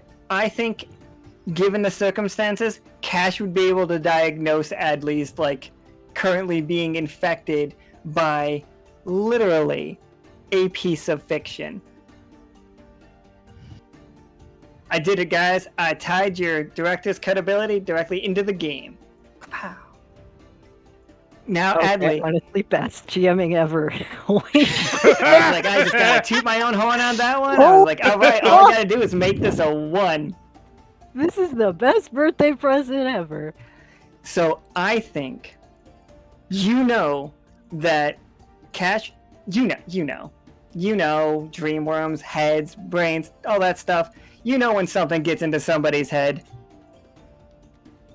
That Adli is going to have trouble telling the difference between fiction and reality, more so for a little while. I think, where is it? Did I not save it? I think every once in a while when you guys look at Adli, their eyes are going to be red. And, Adli, you cannot be fooled by illusions anymore. Oh. Like, at all. During this, does Cass notice? Because he's heard of Big Red a lot. Does Cass notice that Adli's eyes just like turned red and then instantly snapped back after like the worm disappeared? I think that's fine. I also think it's fine if you want Cass to suddenly realize that, like, you for a minute you believed Big Red was real, and now you can know that it's just like, wait a minute, that was just a story. Okay. You Yeah. you can take it either way. I'm fine with whichever story you like better. I'll say it just suddenly popped to his mind that, wait, this was all fiction. This shouldn't have existed. And I'm assuming with the hand that stopped was to prevent the fiction or the story from changing. It Bonnie physically stopped him. Bonnie's just like, physically stopped you? What? The pencil breaking, and he's just like, he opens up his book, and like you do see like at the top of the page, it once again has gone back to saying like the folklore, like, and then it has the Big Red listed as just like a mammoth creature that was slain at one point in time by a small purple creature. I like this. I like that Adli is permanently small purple creature. This needs to be on my Adventurers Guild card. Is small purple creature. I think after he diagnoses the situation, he's just going to slowly look at Adli. We have some things to talk about when we get back. Just keep that in mind. Back? We're not even there yet. We gotta get the cart and... So I think with the diagnosis, I'm gonna let you just straight up. Here's the diagnosis, Adli. If you roll a 1 or a 20 when it makes it the when it is reversed, you know what I mean? Whenever you roll a catastrophe, like, you are going to feel it. You're gonna feel this like centipede of fiction move around your brain, like on the outside, not like it's burrowing through, but it's like layered on top of your brain. That's how it's gonna feel, because I really don't like that mental image, so I just wanted to give everybody else a little bit of an ick. I appreciate it. So and when that happens, the one is going to be fiction conspiring against you, and he is going to make that one hurt those closest to you, and you're going to be aware of this, like, that this is priority to get it out of you. Oh no. But ones are going to be real bad. I'm assuming this is mostly natural rolled ones? Only natural rolled ones. I would never do it on somebody forcing it to be a 1. Okay. I mean, if somebody forces you into a 1, it's going to be an unpleasant situation. But when you roll a 1, it's just like, it's going to be dangerous for you. Or more so, dangerous for the people around you. Oh no. Okay. Are we having this discussion while we get the wagon back up? Oh yeah, Bonnie's just taking notes, and he's just like keeps looking at Adli, just like, small purple 1, Seth, can you help me with the cart thing too? Maybe if we all push on one side, we can get back up. Fortunately, I think Cash is sitting on a rock with his hand on his head. He's got one eye closed because he's still dealing with that migraine. Cash? How big is the cart? It's standard wagon size. It just doesn't need horses. It pulls itself. I will assist. Whee! Cass is also going to go around and help as well. I'm gonna do one double check and sniff around where that thing was, and just... Is there any smell, or it's just gone? It just never existed. I don't know, Adli, what do you smell like? Nothing much. Like, you know that sort of stone dust smell? Like, just quarry dust smell? Just that. Like... I have heard that space does in fact smell like steak. Yes, I was gonna avoid that. I was Just thinking saying. it tasted like that brand of that kind of Coke, the Stardust Coke. Oh, Dusty Steak. Oh man, I fucking love Dusty Steak. You can cover it in all the lubes. Oh no. Bonnie's so excited. She's like, "Oh, we're gonna go back." The Like- headache is currently getting worse. Cass. Okay, I'm gonna go over to Cash and be like, okay, maybe we can all talk in the wagon while we're going, please. Oh, Well, I then sure Cat- hope next time I want a reservation for the captain's suite. I heard that's like the captain of the Chili's. Captain of the. Hey Bonnie, how do you feel about a second bullet that this time is in fact aimed at you? You the very gun happy. I'm just saying, like, I'm just trying to help you guys out, Okay, get you out okay, of town, and just please. like, Please, and we're very thankful for that. Just, maybe you could tell us about how your book works and why you were asking about fiction and Cash. What were you Sir. saying? Hold on, wait. Before we get on the cart, I'm gonna allow Bonnie to step up before him. Cass is gonna pull out one of his very nice sleep darts. He's gonna kind of poke him in the leg. Kind of oh let that. no! Oh no, don't! I need Bonnie right now. Bonnie was gonna answer questions. Bonnie just falls face first on the cart floor. Thunk. Oh, don't worry. He'll only be out for. He'll be out. He'll be back up before the time we arrive to Silver Thimble. Don't worry. We're not going to the Silver Thimble. We gotta go get to that cart first. That's what we need him for. Oh well. He's just unconscious. Just Yeah. picking up Bonnie's book and reading it. I'm picking up Bonnie and putting him against the wall, and I'm gonna pick up the book and look at it. Because I need to know where we're going. It's gonna What? say, like, okay. You cannot read it right now. You, Adli, cannot read it. It is written in a cipher. Is it a cipher that Cass knows or? It's a folk song cipher, so I don't know if it's a yoke thing. Okay. I don't think Cash has that Beermancer power to read anything. Do you? Did you take the read anything one? Break ciphers? No, Okay. unfortunately I did not. I was double checking that if Well. anything and I have as a doctor could fix him being asleep, but I don't. None Do you of want them to? You want to affect- suck the poison out? Oh god, God. no. Heads up, don't ever do that in real life. It doesn't. I'm gonna suck all the poison out of this fire salamander, and you can't stop me. Oh god. Okay. Well, That's what they're gonna Cat? use to make the new lube. So if you guys want to try to read this book, absolutely, I'm down. Just roll me that 20-sider. Okay, how about someone take the book and I'm gonna see if I can at least make sure that I had the maps in order. I love the idea of stabbing Bonnie. It's just like Adley's in the middle of. I need to ask you about your coke.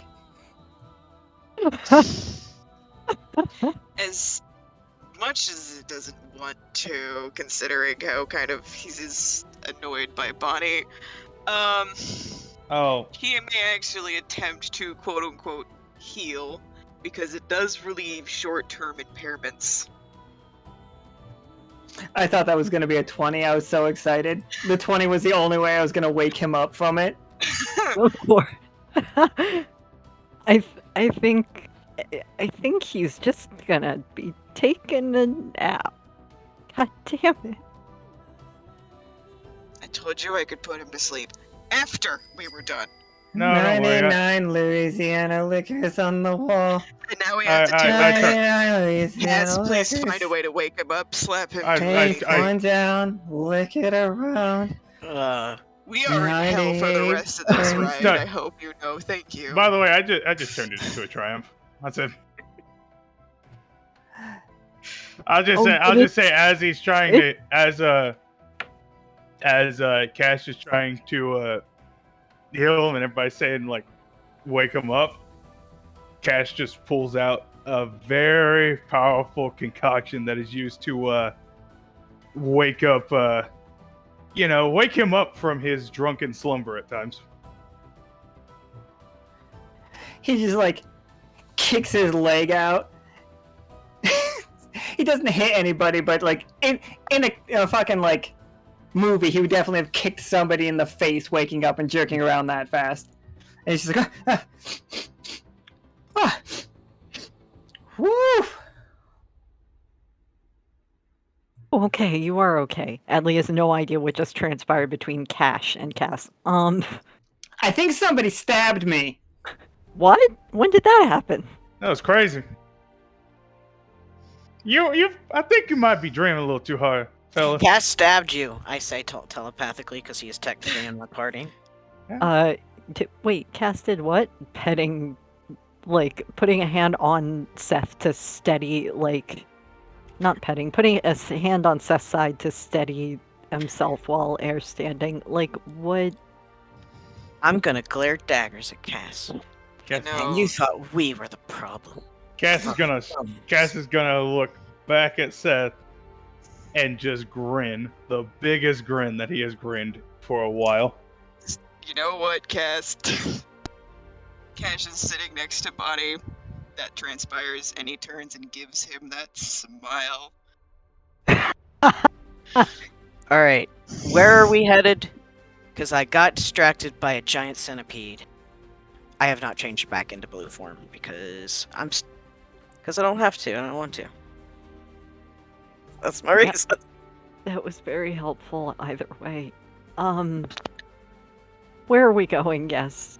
Bonnie, I have a map. Bonnie has book. Bonnie, what's in your book? My book's my documentary. I can't read it, and what were you talking about before? I was checking the facts of my own life.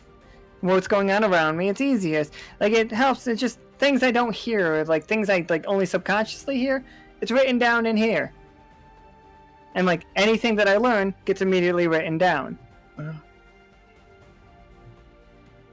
But it does a pretty good job fact checking for when I'm hearing fiction and when I'm not. But everybody was talking about things as though it was true, and my book knew it as fiction. So I think there's something playing in the same magical space as Bureaumancy right now, as the whole library, as you'll know, was built by Bureaumancers. Oh.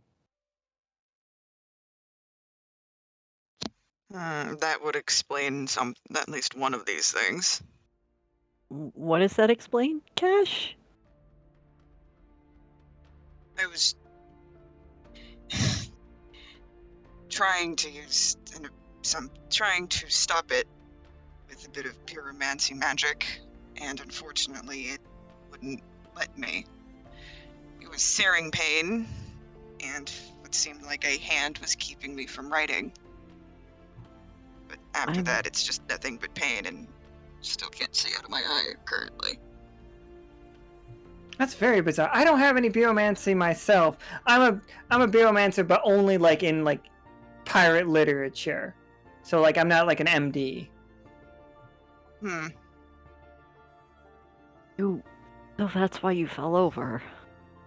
Yes, and for the most part, I'm a doctor. I'm not quite sure where the rest of this is coming from.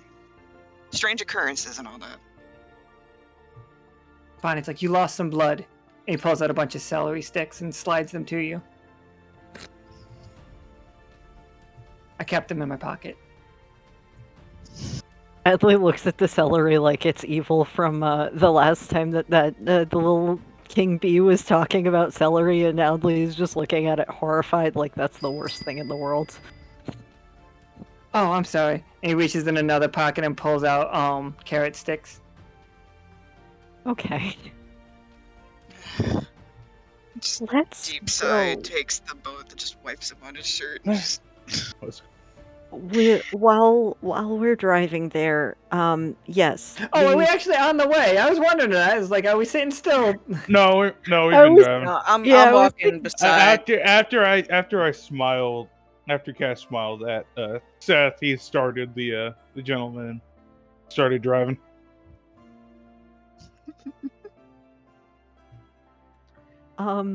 Cash, I'm sorry. There was a spirit in the library in Yoke called the Spirit of Fiction, and The Cosmic Liar. he's- yeah, Bonnie says. his name is also that, apparently. He's free. Huh.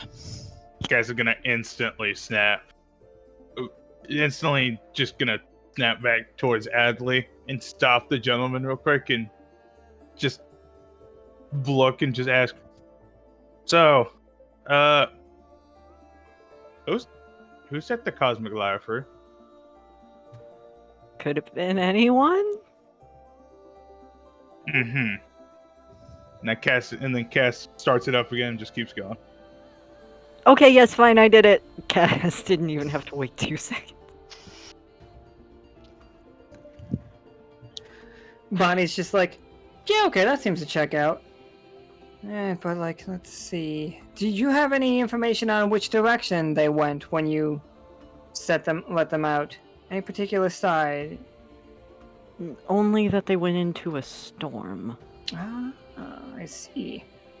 And he opens up a different, it starts writing as he's thinking, as he is putting things to memory. The pages start doing it, and while he's holding it, you can see the words that are being written, and it's just a C. That's just likely a storm. Likely places could be, and then it said says what was it? Well, it says side 15. And then it says a couple more, and it's just maybe a storm is vague. Maybe a storm means something else. And then he closes the book before the rest of it gets done. And he's just okay, that should be fun.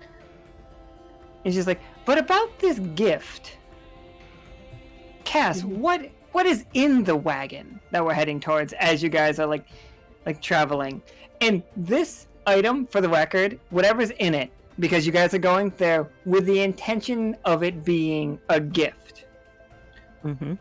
What is this item? What have you guys heard of this item?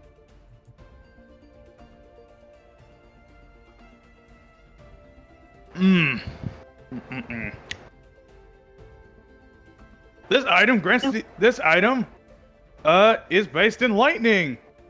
This item is essentially what was originally used to cross over from seasonal to Bonemeal, because it had that much conductive power. Okay, so it's some kind of lightning rod. All right. What else about it? What else do we know, Adli? It's made from the original Foxfire, the roaming lightning that you can see around ships sometimes, or around. Oh, St. Elmo's fire? Yeah, For sure. So it's it's a piece of the original Foxfire. oh, absolutely.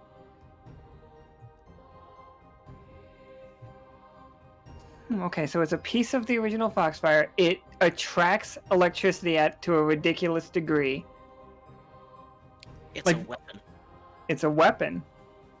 Okay. And Cash, what is something that makes it incredibly dangerous for you guys to handle right now? That it's live. Alright. There's no protection on it like rubber or anything like that. It's a fully live weapon.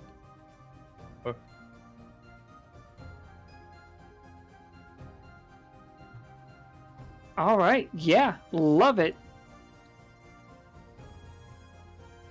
Essentially, it's gift. It has many different attacks, but its most powerful one is it can discharge all the lightning it gathers. That sounds like my javelin, actually. I'm No, I was just looking at it. Because wait a minute.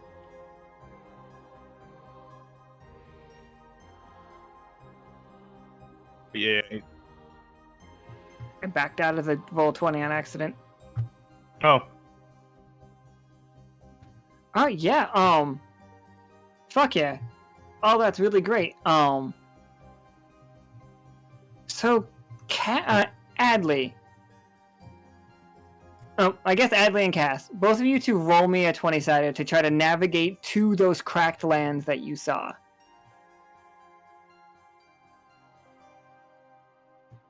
A 2's a rough one, but a 13 succeeds. Something about this area is very hard for you to navigate, Cass. Like, something about it, it doesn't feel like it did the last time you actually traveled it. Like, everything is a little bit too exaggerated, you know what I mean? Like, it's like they say those, like, it takes 6 miles that way, but when you traveled it was really only like 2 miles, but people like said it was too far. Now it feels too far. Like, that just is a thing that's happening. mm-hmm. But Adli, you can navigate just fine because you can follow the stars. Mm-hmm. Because as they're saying, like, no, that how you get there is you follow this star, and that star just always leads the correct direction. Even if outside of the folk story, outside of like the folk tale, it doesn't make any sense. Like, if you keep going north, how are you ever going to find it? Like, how can that star point exactly to it, no matter where you are coming at it? But that's how it worked out. It's magic. It works. It's fiction. Oh, It's no. electric. It is electric.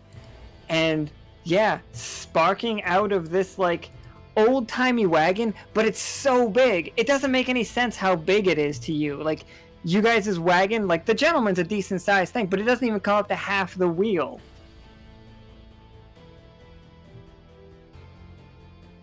Oh. What the hell drove this thing? I don't know, but let's go see if we can get... From what I heard, people who were even bigger than me. How's everybody feeling right now, by the way? Just a quick check. I think Perfectly everybody fine. with hair, you guys feel like if you do have hair of any kind, it's kind of standing up quite a bit on edge. What if we're covered in fur? Then it's all standing up. Seth is completely... So you touch Seth and you get electrocuted. Staticky puffball. It's like when your dog slides across the carpet.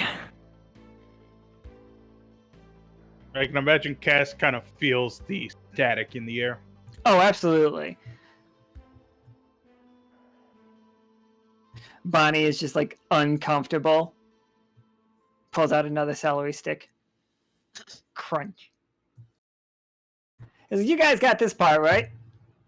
Yeah, is there... Do you know anything else about this artifact thing? Oh, the guy who sold me a map just said that it was like worth a lot. And I didn't believe him. But like I talked him down to selling this to me for like half a coin. So I figured it was at least worth something. I'm impressed God. that you were. I'm impressed that you were. I'm impressed that he even sold you the map for like half a coin. That map technically was free at one point, but all right. I guess he finds ways to scam around. All right. And he's just like, I'm not gonna lie. I'm pretty sure this is just written on the back of what did we name that place? All I remember Something is it in being lube. compared. Yeah, all I Something remember is it. unfathomable. I think this map was just written on the back of a chicken and lube menu. But like, it's real, right? We're here. Look at it. I'm worried about that, actually. If I imagine something, do you think it would become real?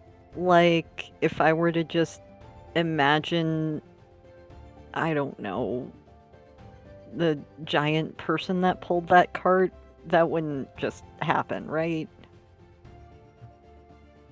It was a person that pulled that cart? Wild. I don't know. I wasn't. It's just like, I mean, I will tell you that if you want that as the trade-off for having a bit of that fiction in your head, if you only on rolling a 20, but yeah.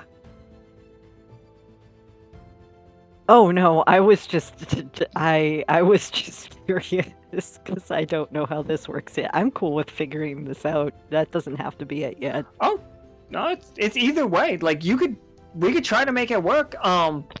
If you like, how would you guys pull this thing?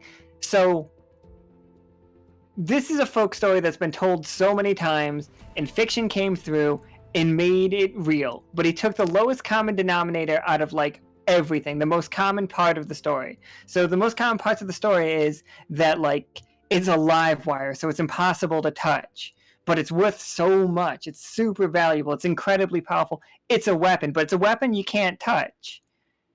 Like, and it's a weapon that did not save the people from this place. And also, the ground is super cracked and it's miles long. Like, all of those things became the truth to this. So he can, like, fiction is making fiction true. It's not making dreams come true. Like, but yeah. Writing Wrong stories, insect adjacent creature. it's just It's a very writing dream stories. adjacent creature, for sure. Like, they're close. Like, you might call them family. Oh no. So Cash, about the orb coming out of the ground, I do really apologize for when Leo and the others and I went down there. I probably made room for that to get back out. I think this is also all my fault. Oh, it's not your fault. Things just happen. I'm sure any one of us could have triggered such a event. Oh no, I'm almost 100% sure that this one's mine. A lightning bolt strikes the ground next to you. Ugh. It's like huge, like rips the ground apart. I have a tough choice here. Was this like that level in Final Fantasy X? No, I don't have a beat for you to follow.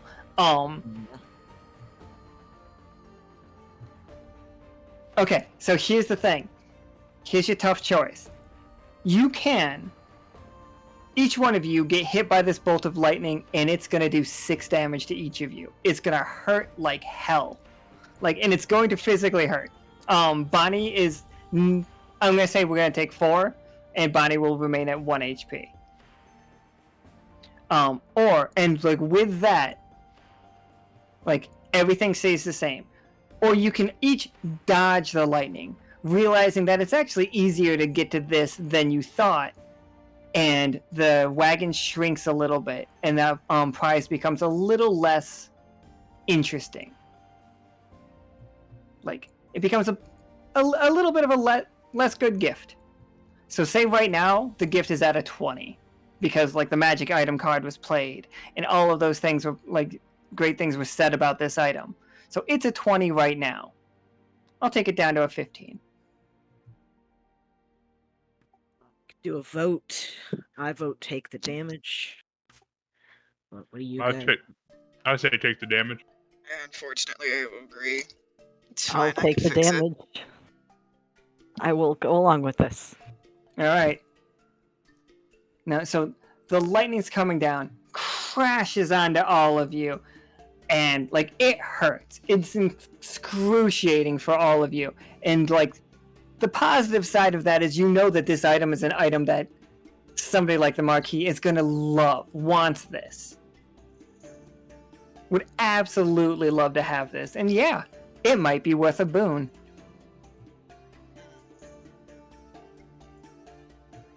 So how do you get it Anyone- out of here in its size?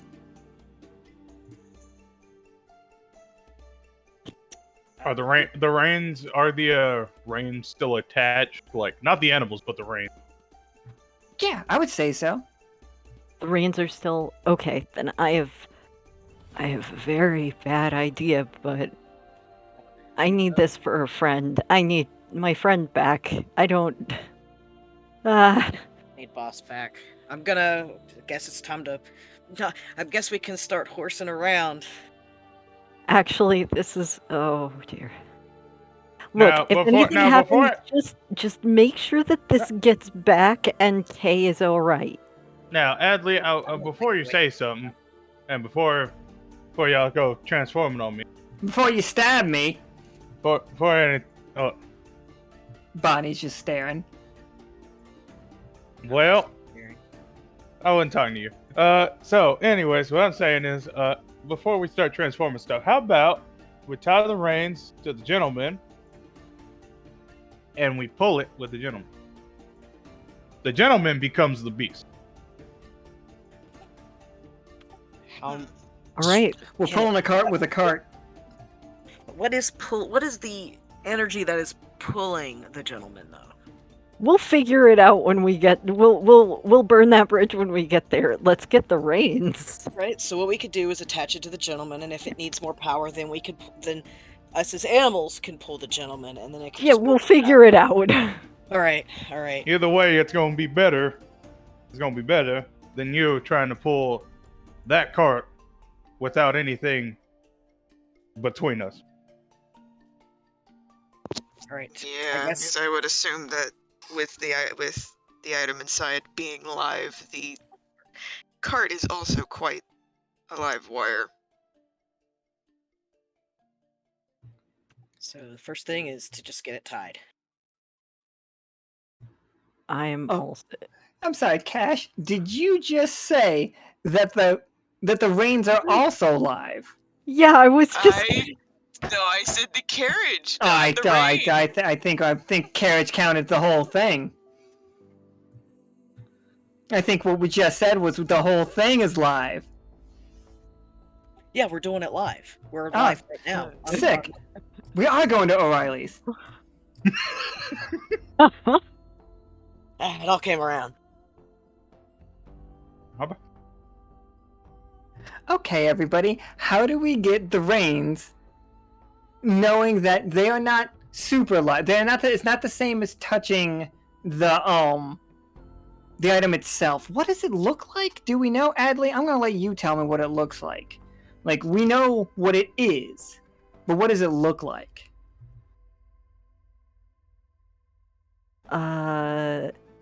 The weapon looks like, God, I've been watching too much Soul Calibur stuff. You know the punching gauntlets where they have a blade on the front? Okay, yeah. The reason that it's almost impossible to use is because you actually have to wear it to use it. Okay. Is it just one? Is it like a little is it a porcupine of them? Oh, I was thinking just one. Okay.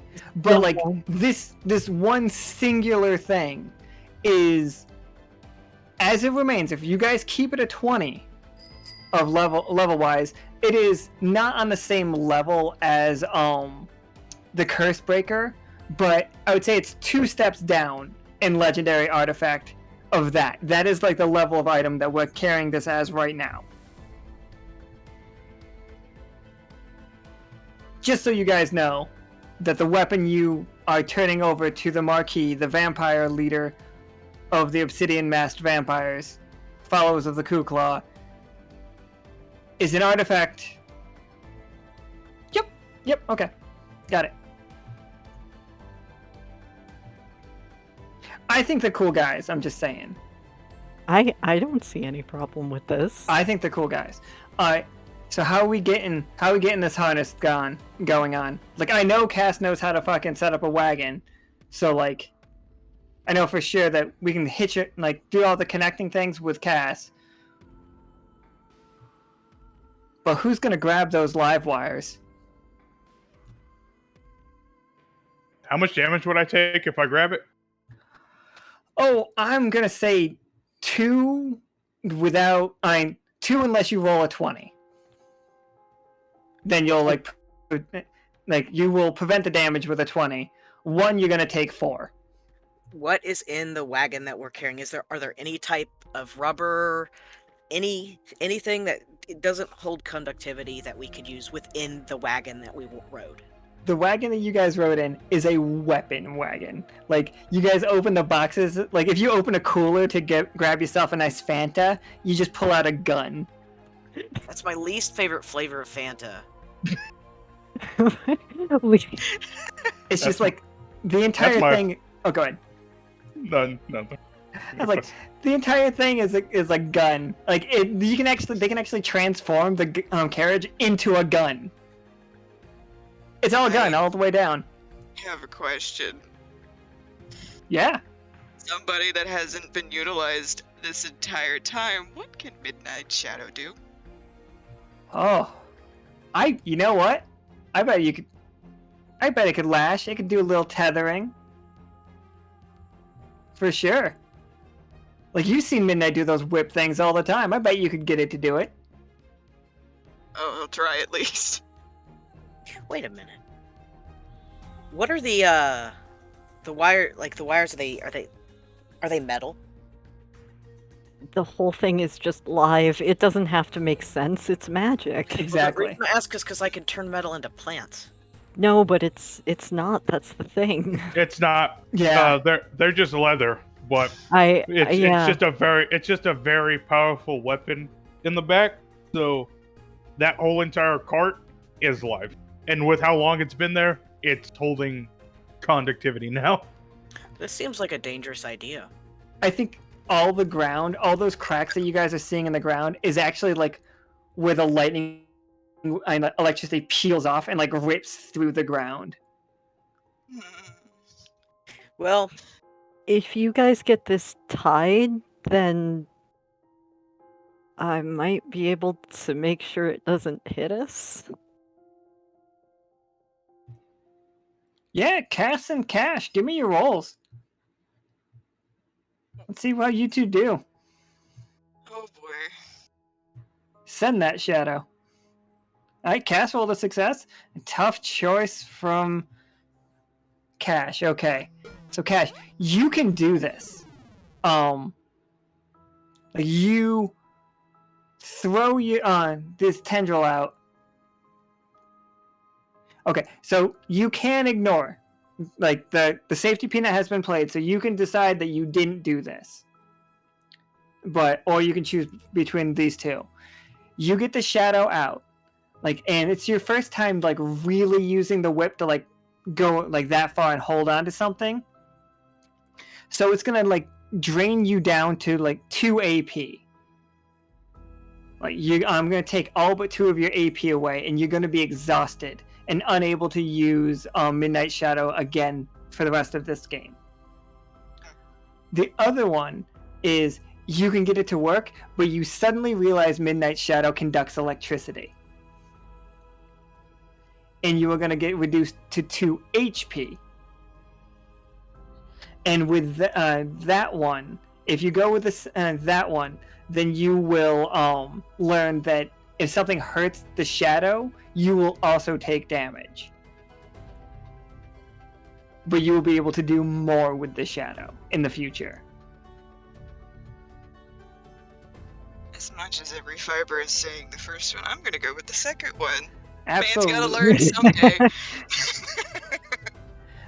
So I think it's as you're pulling them together, you see Cass grab the leather and start to hitch it up, and Cass, you see coming a big jolt of electricity is gonna come down these, but you have not finished tying them off, and that's when I think Midnight Shadow comes and grabs the entire wagon and starts pulling back, and you just see Cass up at the top, basically smoking from electricity at this point.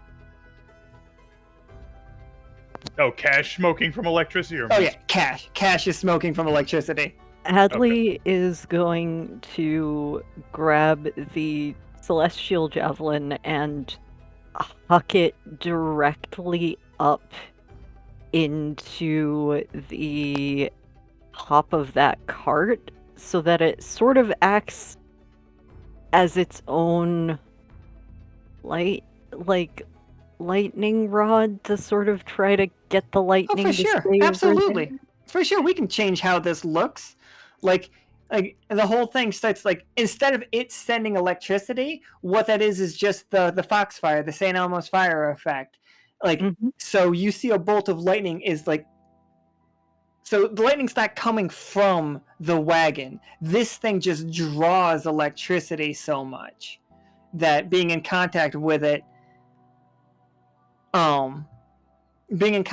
gets you struck by lightning. So it's not electric, it just gets you struck by legitimate lightning. So yeah, Adli, you get this. You are going to dodge and take this from not take this from Cash. You're going to take this damage for Cash. But roll me a 20-sider. 8. Okay, yeah. Tough choice. Here's a fun tough choice. You can take this damage and no more. Or you have the Foxfire on you for the duration of this trip. For the entire ride back, you are going to be glowing that pale ghostly green. And whenever somebody rolls a failure or a 1, instead of them having to deal with it, it counts as a success for them. But you are going to get hit by another bolt of lightning. Second one, more birthday presents. Oh. Alright. You guys see Adli is lit up. You are still... Cash, you have become aware that you can still move things with Midnight Shadow, and it's more tangible now for you. Like, it's starting to feel like just another limb for you. It's not all the way there yet, but you could tell it to do stuff now. Alright, Cool. Cash and Seth, you guys got it all strapped together. You guys just pulling it out of here? Where are we going with this? Where are we going, guys? Well, we gotta try to get home, right? I personally, with everything going on, I don't think coming back directly to the silver thimble with this item is exactly a good idea. I'll just say that I think you guys probably told Peanut what you were going after. Like, I know in the game we decided what it was while we were out here. But, so Peanut has a garage waiting for you guys to park this. He's got a null metal garage that will hold this item until we can hand it over to the Marquis. Oh, shit. Oh, Wait, am oh, I I'll the take- item? No, you're not No. the item. You like, we just gotta scrape that off of you. Great. Can we say it's by it's by Fish Stinger? Like Fish Stinger built this like quickly. Yeah, Oh, for sure, that's fine. We gotta get out of. We just gotta get out of here and go, like, what, past Digberg or whatever, or. Wait, I just realized that fortress right before entering, like right near Digberg. Can that fortress tank some of the lightning? Oh, it definitely will. Yeah, for sure. You guys want to go down that path? So you are talking about. Hold on, I don't have that map on this map.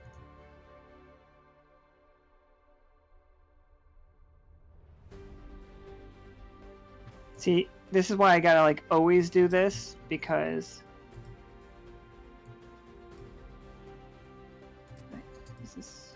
Yes. Okay. So you were talking about right here. It's like right underneath my guy. Yeah. You know, I'm giving you an extra die for remembering that was there.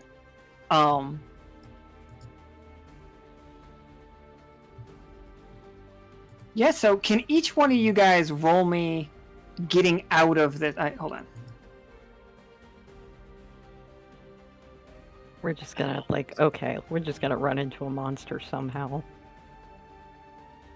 I didn't say that. I did not mean to say it. Alright, so Adli's got a 5. Seth's got a 10. Soap and Cass with the 17 and 18, though. Okay, so... I'm also gonna raise Seth's up.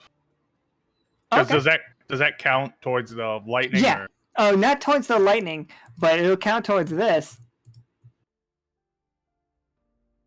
Okay, I'll just raise Yeah. it by 1. So you guys begin as you're like leaving. There you go. Seth, you're on the ground near the cart, near the wagon, but you're not like in the wagon. Correct. Adli, you're on top of the gentleman right now, correct? Holding your spear. I feel like I have to be. I might be too dangerous to everybody else inside. And Cash, are you in the gentleman or are you outside walking as well? He's Go the ahead. gentleman. I'm assuming that there's at least like where Cass is. I'm assuming sitting is where he'd be sitting next to him because he's just Okay. like, I am not staying in there.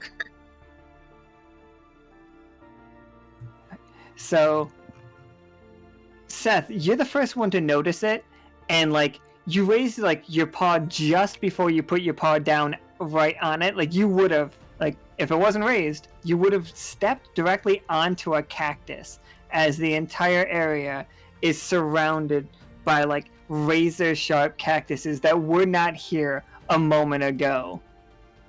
Oh. As Cactus Jack makes his approach, like wide-brimmed hat, Bowie knife that looks like a cactus, a way too long 6-shooter,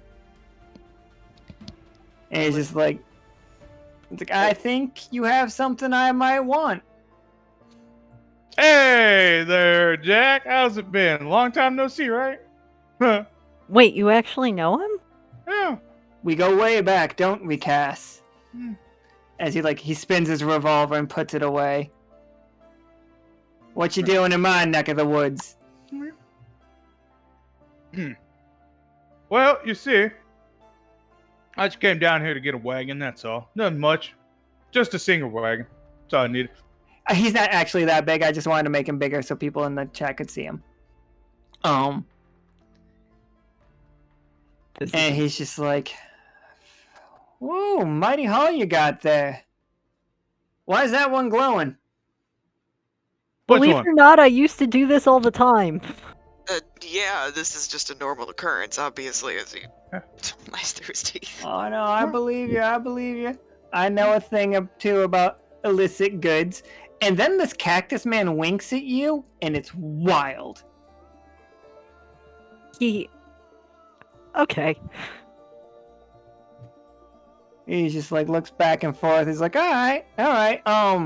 You guys need any help? Like, where you going? Oh, you know, just heading back on to the other side. Yeah, I know. We haven't talked for a while, but you know, I gotta get down back to where I'm staying now. They've made, I don't know if you've heard, but they made the dry docks very much. I know. I tried to get a beer there, and I swear to God, frosted glass. The mug was frosted. They brought it out of a cooler. That's what I'm saying. What was that? And then like, is it marinara sauce? You guys, I'm sorry. I'm a little prickly about it. So like, I understand. Don't worry.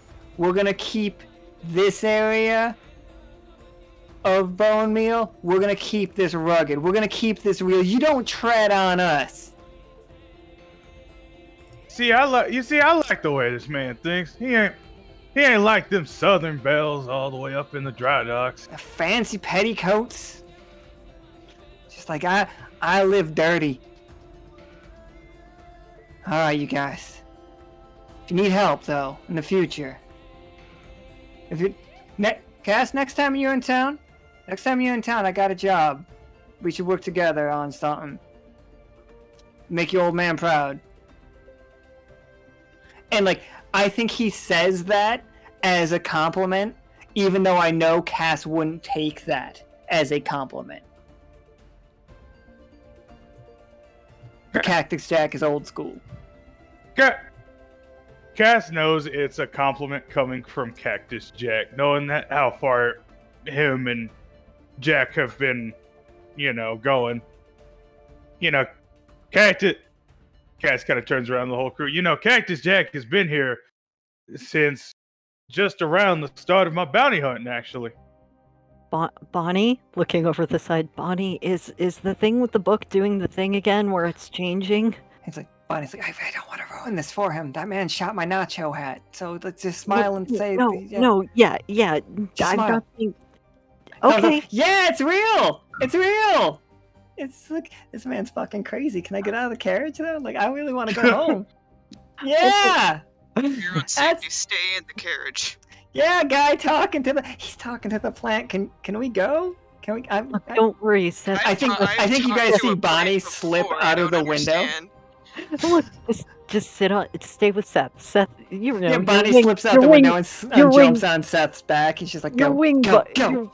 Your wing buddies. All right. Squad! As he's yelling "Giddy up" on the back of Seth. I cannot control it as I begin to gallop. And he's like, Cactus Jack just now, it's just like, oh, I do know the allure of a good lube. The alluber. Yeehaw. During that, Adli, can we roll a lightning check for you? Oh, sure, yeah.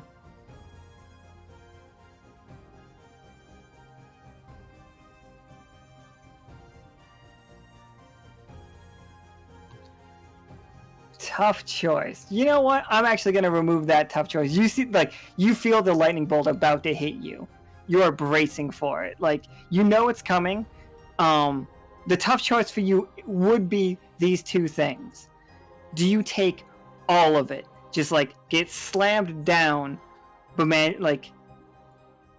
you go to 0 HP and you start ticking your AP. You stand back up, but it will cost you AP to do it. Or do you spread this damage between everybody?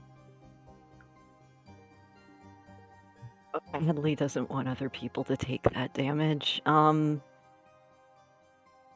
Yeah, I'm gonna. I'll start taking my AP.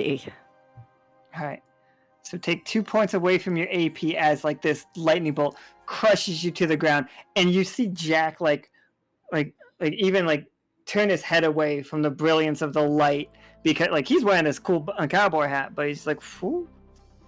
All right, you all need to move on. Let's go."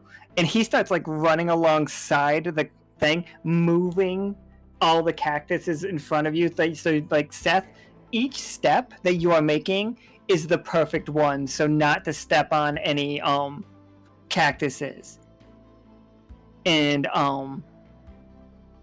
he's moving the dirt around, so the path is super smooth in front for you, Cass, everybody. Cash, you can tell that Adli is in incredible pain from what's going on. They're grinning and bearing it, they are they're playing it, but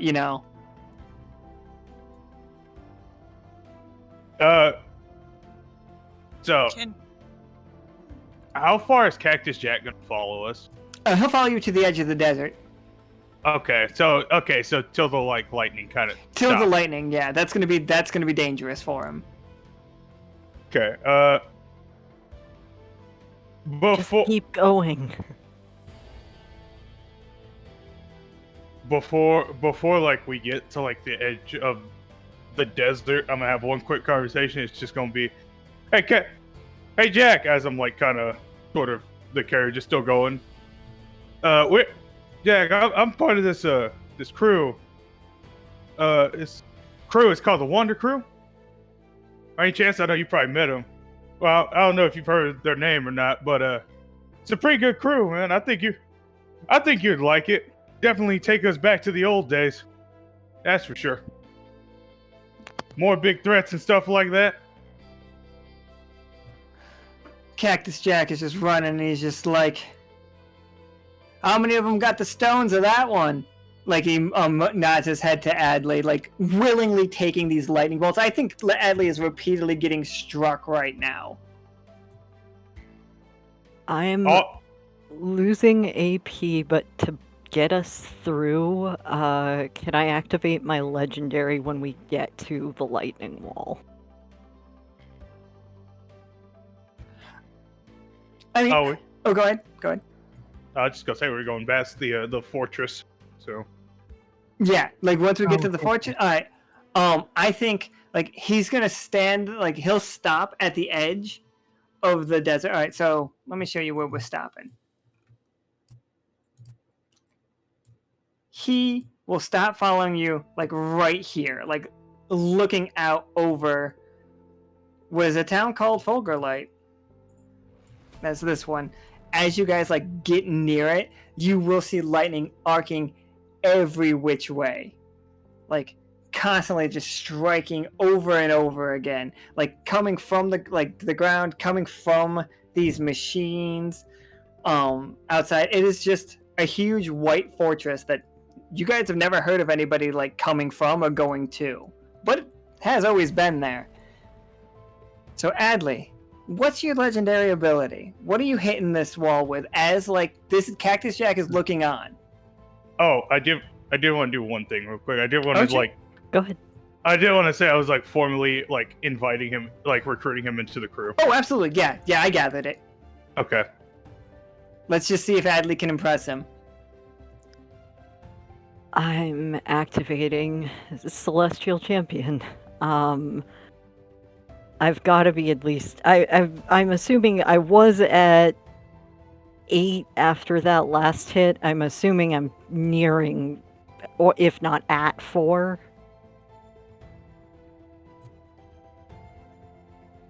Like AP? Yeah, I'm pretty much forcing the rest of my AP into this transformation. That Foxfire gets really bright. There is a burst of magical energy. I think that's probably what sends, like, once we actually get out of the desert, what sends that item back into the, like, into the wagon. And Adli transforms into a floating magical form that is their relative outline, but completely blue, white, and red and green light that looks very much foxfiery right now.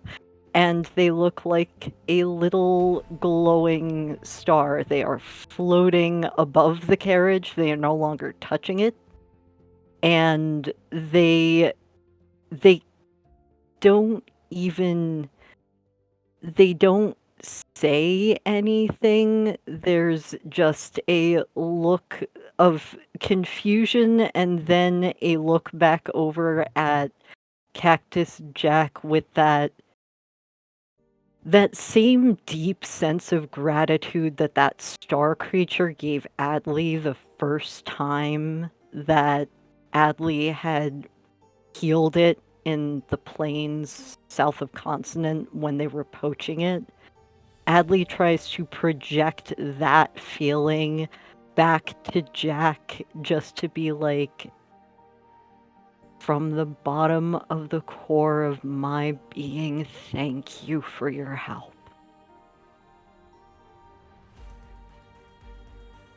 I think they tipped their hat, and like, as you guys are like charging through this, and you guys see this giant form of Adli shielding the whole crew from like every hit of lightning, and it's a lot of it.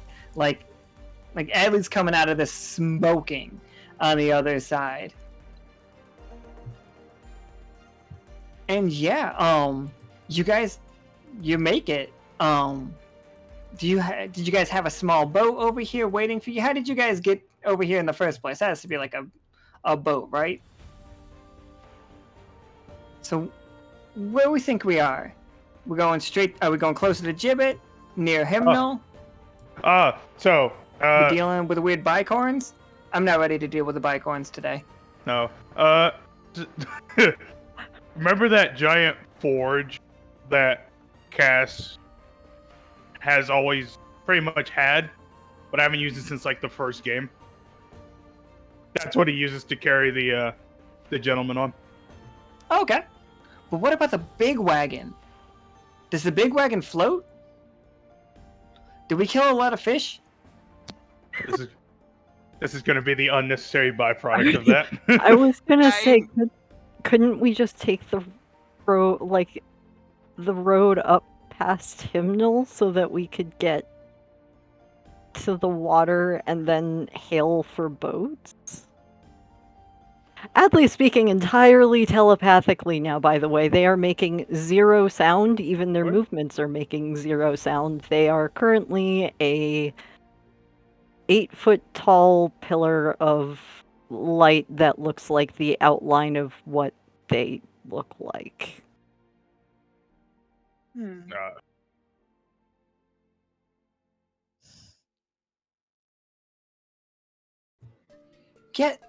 So how do we get this electric ship home? I mean, I guess Adli is still taking all of those shots. Oh, sorry. Go ahead, Cash. No, it was just silly thought. I live for the silly thoughts. That it could be floated, since caravans like that were capable of floating across water. We're gonna float it. And in terms of the fish situation, if somebody had a net, throw it out the back, collect the fish for the Yes. for the- Yes. for the- Yes. Yes. 1,000 times. Yes. It kills two birds with the With many one purposes. It kills two birds with one lightning strike. And 1,000 fish. We're gonna have such. We can make fish double corn dogs. I am not entirely sure how wait, so we literally turned this to Foxfire on a ship. Yeah. Yep. Yeah. No. Like, I'm not making you guys roll to see if we succeed in fording the river in this giant thing. No. That's done deal. We know that's successful. Fuck it. Done. I'm not rolling if Adli is strong enough to take these hits. We know that. We know Adli's taking this shit. And also supplying the water with some much needed electroshock therapy in order for, like, Cash and Seth, and I guess Cass is driving right now, but, like, you guys are laying the biggest fucking net to catch all of these fish. So what I need is everybody to roll me a 20-sider so I know how many fish we're catching. How successful is the fishing part of this? Okay. 17 so far is the highest. Okay. We got a 2, a 17, a 6, and a 17. What went wrong, Cash? Did you let go of your end of the net? The man's not built for physical labor. It's not built for physical labor. I want to use one of the other abilities I have to raise a roll. I'll raise my roll one step up. I love how we were like, don't hit 0 AP before the end of this. I know who I am.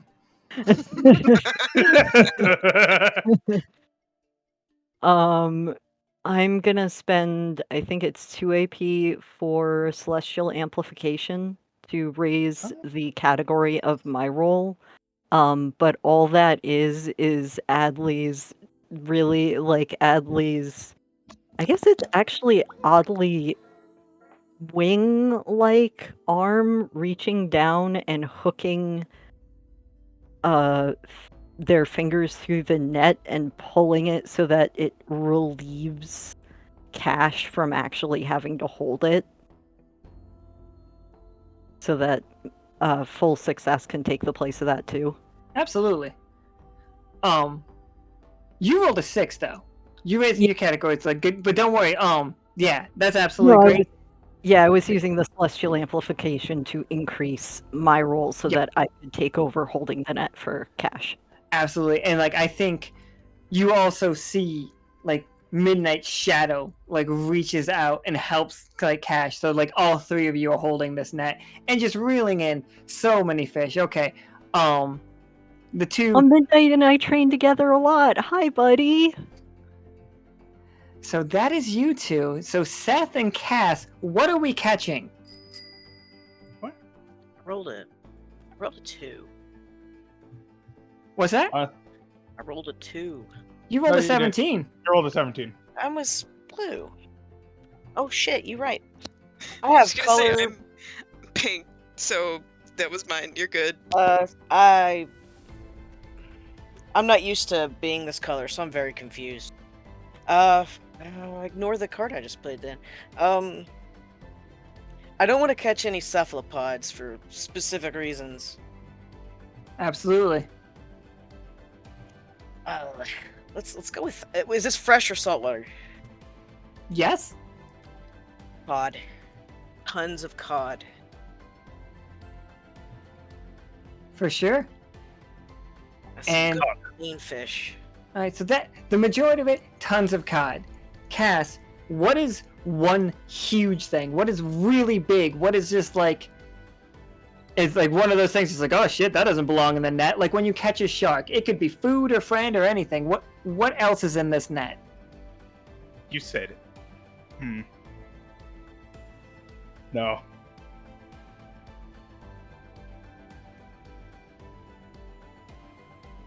If you say Lydia right now, I'm going to be real upset. No. This is a thing I'm thinking of, and I want it so badly. Can I say we technically caught that fucking sea devil crab? Like, Yeah, you can, like the fake sea devil. The one that's you can catch that guy for sure. Was that the one that was wait? Was that the one? The crab that's just wearing the claw. Yeah, you could catch him. Yes.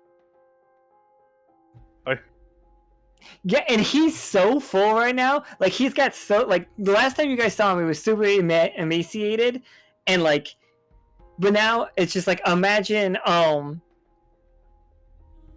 in my head he looks like what if Bloodborne was a crab, you know? What if the hunters from Bloodborne were crabs? Like so he's tall, he's wearing like leather pants that are definitely like shark skin pants and like a shark skin like long coat, and one of his claws has been replaced with a large hook, and he's got multiple legs like a crustacean, and he's got a hat that's like tied on so that he can swim while wearing it, and he's just like in this very strong net. Does he still have the devil's? Does he still have that anchor that was attached to him whenever he ran off? Yeah, he's got the anchor on him too. And like we could give that as a gift too. Oh my god! You don't like as you guys dump. I think you see him once you dump out the net, and he stands up and like brushes himself off, and he's just like, "Okay, where am I?" Okay. Wait, are you by any chance the sea devil? I sure am. The one and only. Who else would have this claw?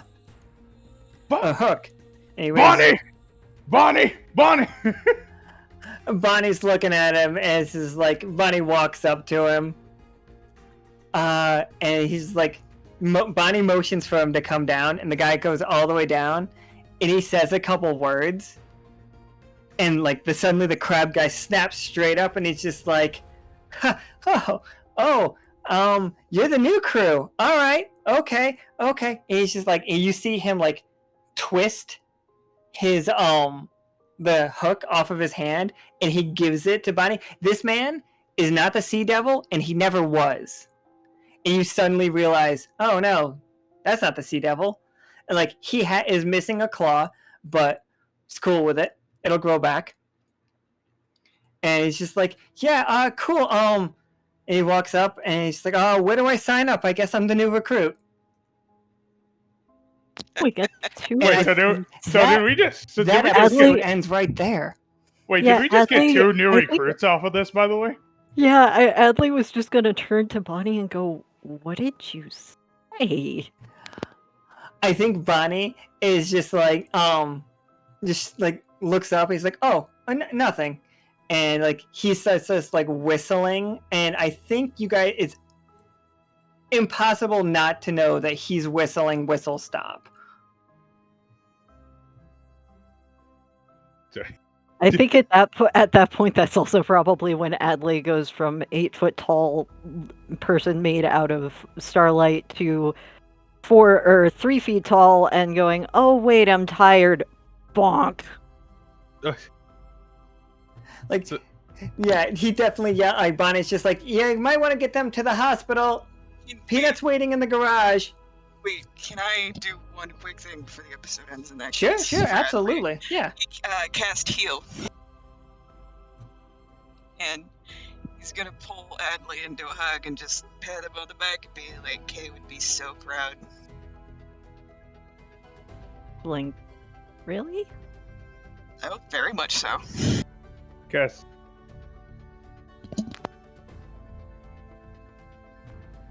Alright, so Okay. yeah, as of right now, we have an amazing prize for an amazing present. Like right now, it could be a little bit better, but like not by the numbers, you know? The only way to make it better is to know exactly what this guy wants. And like you guys didn't have the character build just yet to get there, but I love it. What broke?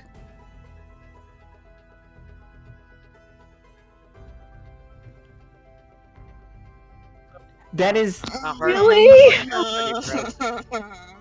Oh, don't. The game's already. You said the game's already over. The game's already over. You already said the game is over. uh, Game's already over. No, that's fair. No, you have to go by the card. What? That's the story. Adli, what do you give up so that something doesn't break? What cost are you willing to pay? Adli's already given up so much. If Then I- Seth, what are you willing to give up to protect No, no, Adli? Oh no, You know- Adli, go ahead. Adli, go ahead. Oh, I was gonna say, What I if I could give you a 1, another 1, and I know as a natural 1 what it would normally be if I rolled a 1 my next game, I get a 1, and I don't get to pick when, it just happens.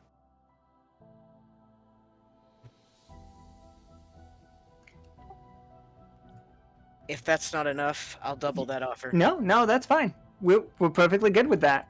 So yeah, absolutely, I'll take it. I'm not gonna give you a 1. I'm gonna break something later. I'm just going to delay that breaking.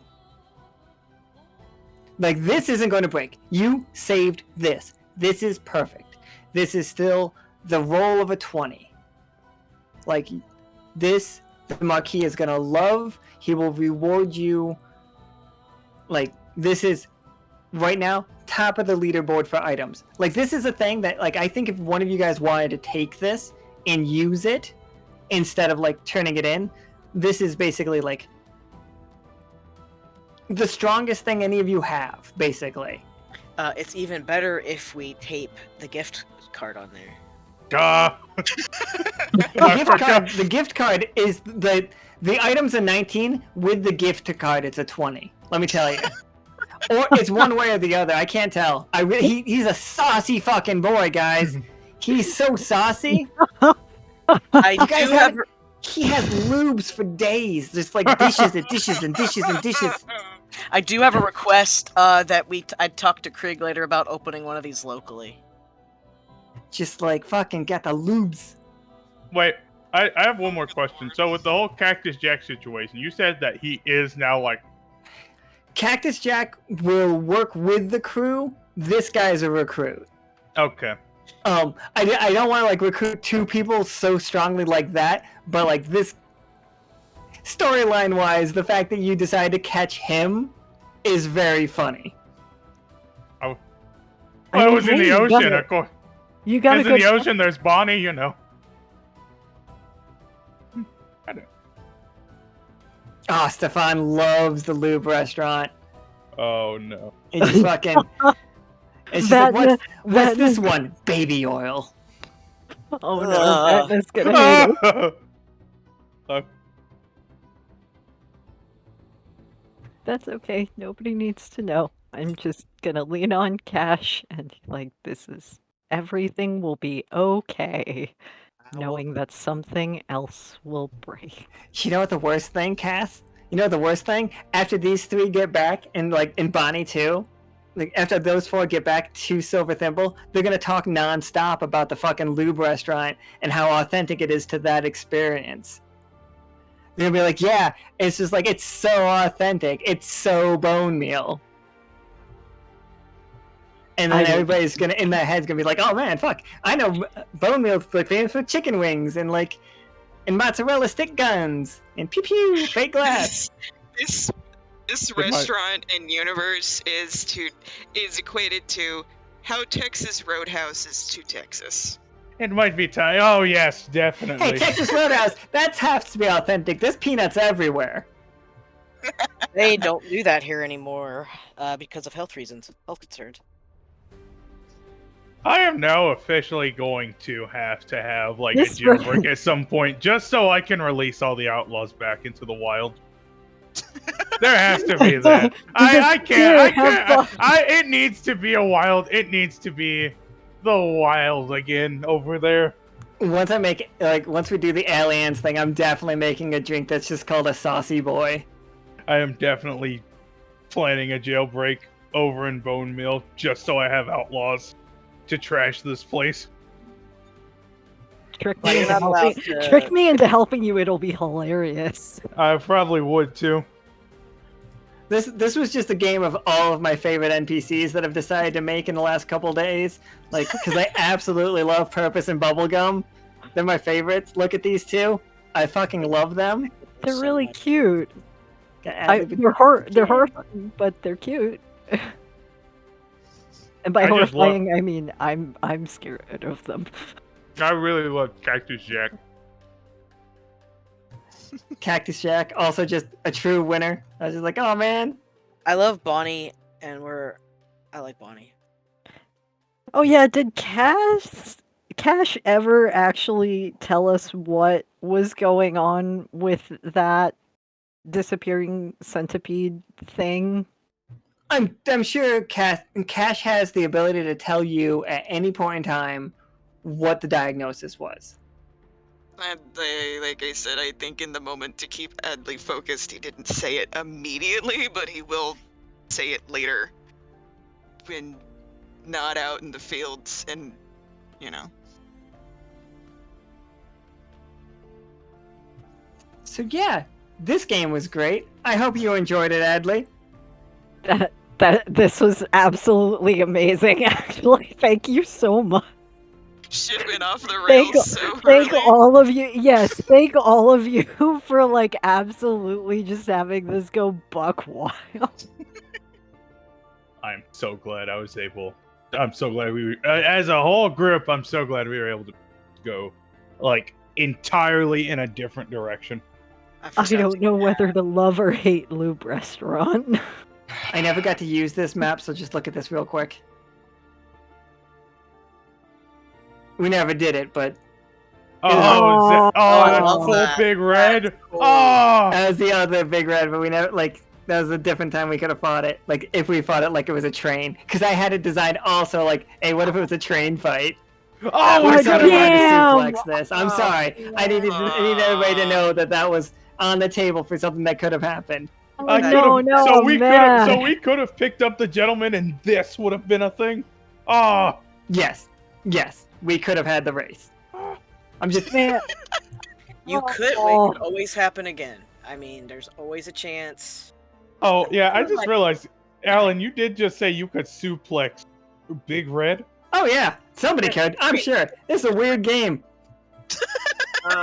You know what?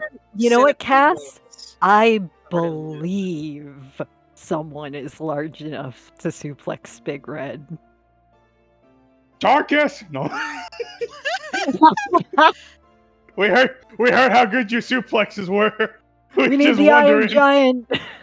All right, so let me queue up the recap so I can explain what happened today.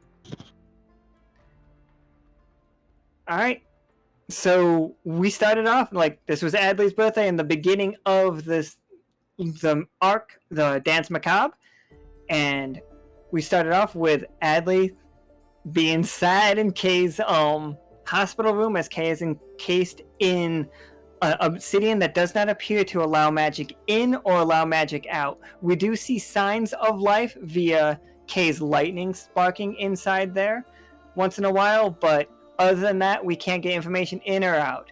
2 nurses came in. It is Bubblegum and Purpose. Purpose and Bubblegum came in. Nurse Purpose is hilarious to me. And set up some items that resonate in such a way that is keeping Kay from moving in time, basically, is what's going on. They are locked in stasis. And I think I'll give it to you that that feels a lot like the outside of the museum when you guys are near that room. Nobody is allowed in it anymore. But when you are near the room, it feels like when you are standing next to one of Hymnal's museums. So then you guys got a job from Peanut to take Bonnie into the desert because he's looking for... Oh, wait, sorry. We learned that the Marquis is a master of obsidian craft. Hands down. If anybody knows how to deal with this, anybody knows how to cut Kay free of this without harming them, then it is the vampires that live in Obsession. The problem is none of them are doing favors for anybody. None of them are taking jobs because they're preparing for the Vampire Masquerade. So the only way we can guarantee help for Kay is to make sure we have the best gift for the Marquis at this, and then he will provide a boon, and the boon is on top of helping Kay. But it might take a lot of work to help Kay. I don't know. They sprung this story on me. And then we went to Bonemeal, and we went to Dry Docks, Cass's hometown, his alma mater. But it was basically the Times Square version of it, with, a sit-down restaurant with tchotchkes on the walls, and they had 6 million soups, and it kept making Cass mad. And then he shot a nacho hat off of Bonnie, which seemed just uncalled for, but who am I? And then Adli realized that it is fiction causing this stuff by magically connecting to an orb that somebody vaguely believed was able to tell the future. And they learned where the cart was that they were looking for that had a magical item. It was some ridiculously powerful electric weapon. They got it. We learned that Adli can turn fucking huge and just tank a million lightning bolts. A cool guy named Cactus Jack likes the crew. And on the way back, they turned shocking all of the neighboring fish to death into catching a bunch of fish experience. Also caught the Sea Devil, Crabman, as soon as he removed the hook at Bonnie's request, he turned everybody recognized him as just a crab pirate, and he joined the crew. So yeah, that game was hard to explain. Cass, I don't think you and Bonnie are friends anymore. Thank you so much. You are quite welcome. Okay, Alan, let me just say this. It's for the... I like Bonnie. I liked you, Cass. Every single time I just run it, like, there's a game and I put Bonnie in it, I just make him more and more weird. I'm like, alright. I wanted to have more conversations with Bonnie. I liked him. I just then got distracted. It was lucky that 1d2 landed on a 2 and not a 1. Almost killed the poor man. It's... Well, it is late o'clock. This is a very good game. Everybody had a lot of fun. Obviously, I went off the rails a couple times because Seth said some fucking off-the-collar bullshit. And it's just like, I am not the person that can let that shit slide. Right in my face. Directly in my face. It was just like, I was just giving you the name of a restaurant. No, it was so it was such an off-the-cuff restaurant. Okay, it has cars on the wall. I thought that didn't exist. I thought that I had imagined that place, and then you said it. I was like, oh my god, wait, this is real? I thought you were talking about Jiffy Lube. You said Quaker's Wings and Lube, and I was like, did you just think of a restaurant name that just, like... It sounds made up. It sounds genuine. It sounded so made up. I was like, what? Those were words that my brain were just like, what happened? Those No, don't exist together. I was like, this doesn't even exist in Texas. If it ain't Texas, it ain't real. Exactly. 10, 10, yes. Well, great stream, everybody. Great game. Thank you guys for picking up cards, and thank you guys for playing. You fucking killed it. Absolutely slayed it. I want all the games this kind of month. Think this. Think what you saw here. Yeah, like, this is really good don't, like, pick a small spot on a map. Like, don't pick, like, all of the Sick and See. Pick a certain spot in the Sick and See, and that's cool as shit. Like, pick you pick the cracked grounds. Awesome. Like, there's so because much. that's still so cool. And, like, this is what I'm going to be trying to do. I'm going to be trying to be as react-oriented as I can. Like, if I can make the maps while we're talking, while we're playing, that is what I'm trying to do. So we're gonna wrap up here. We will see you guys tomorrow for Flynn's main character energy game and Forge's reveal and the Neverglades reveal. So lots of good stuff tomorrow. Everything. Bunch of kitties tomorrow. See you all tomorrow. Goodbye, Bye everybody. forever. Bye. Goodbye. Forever.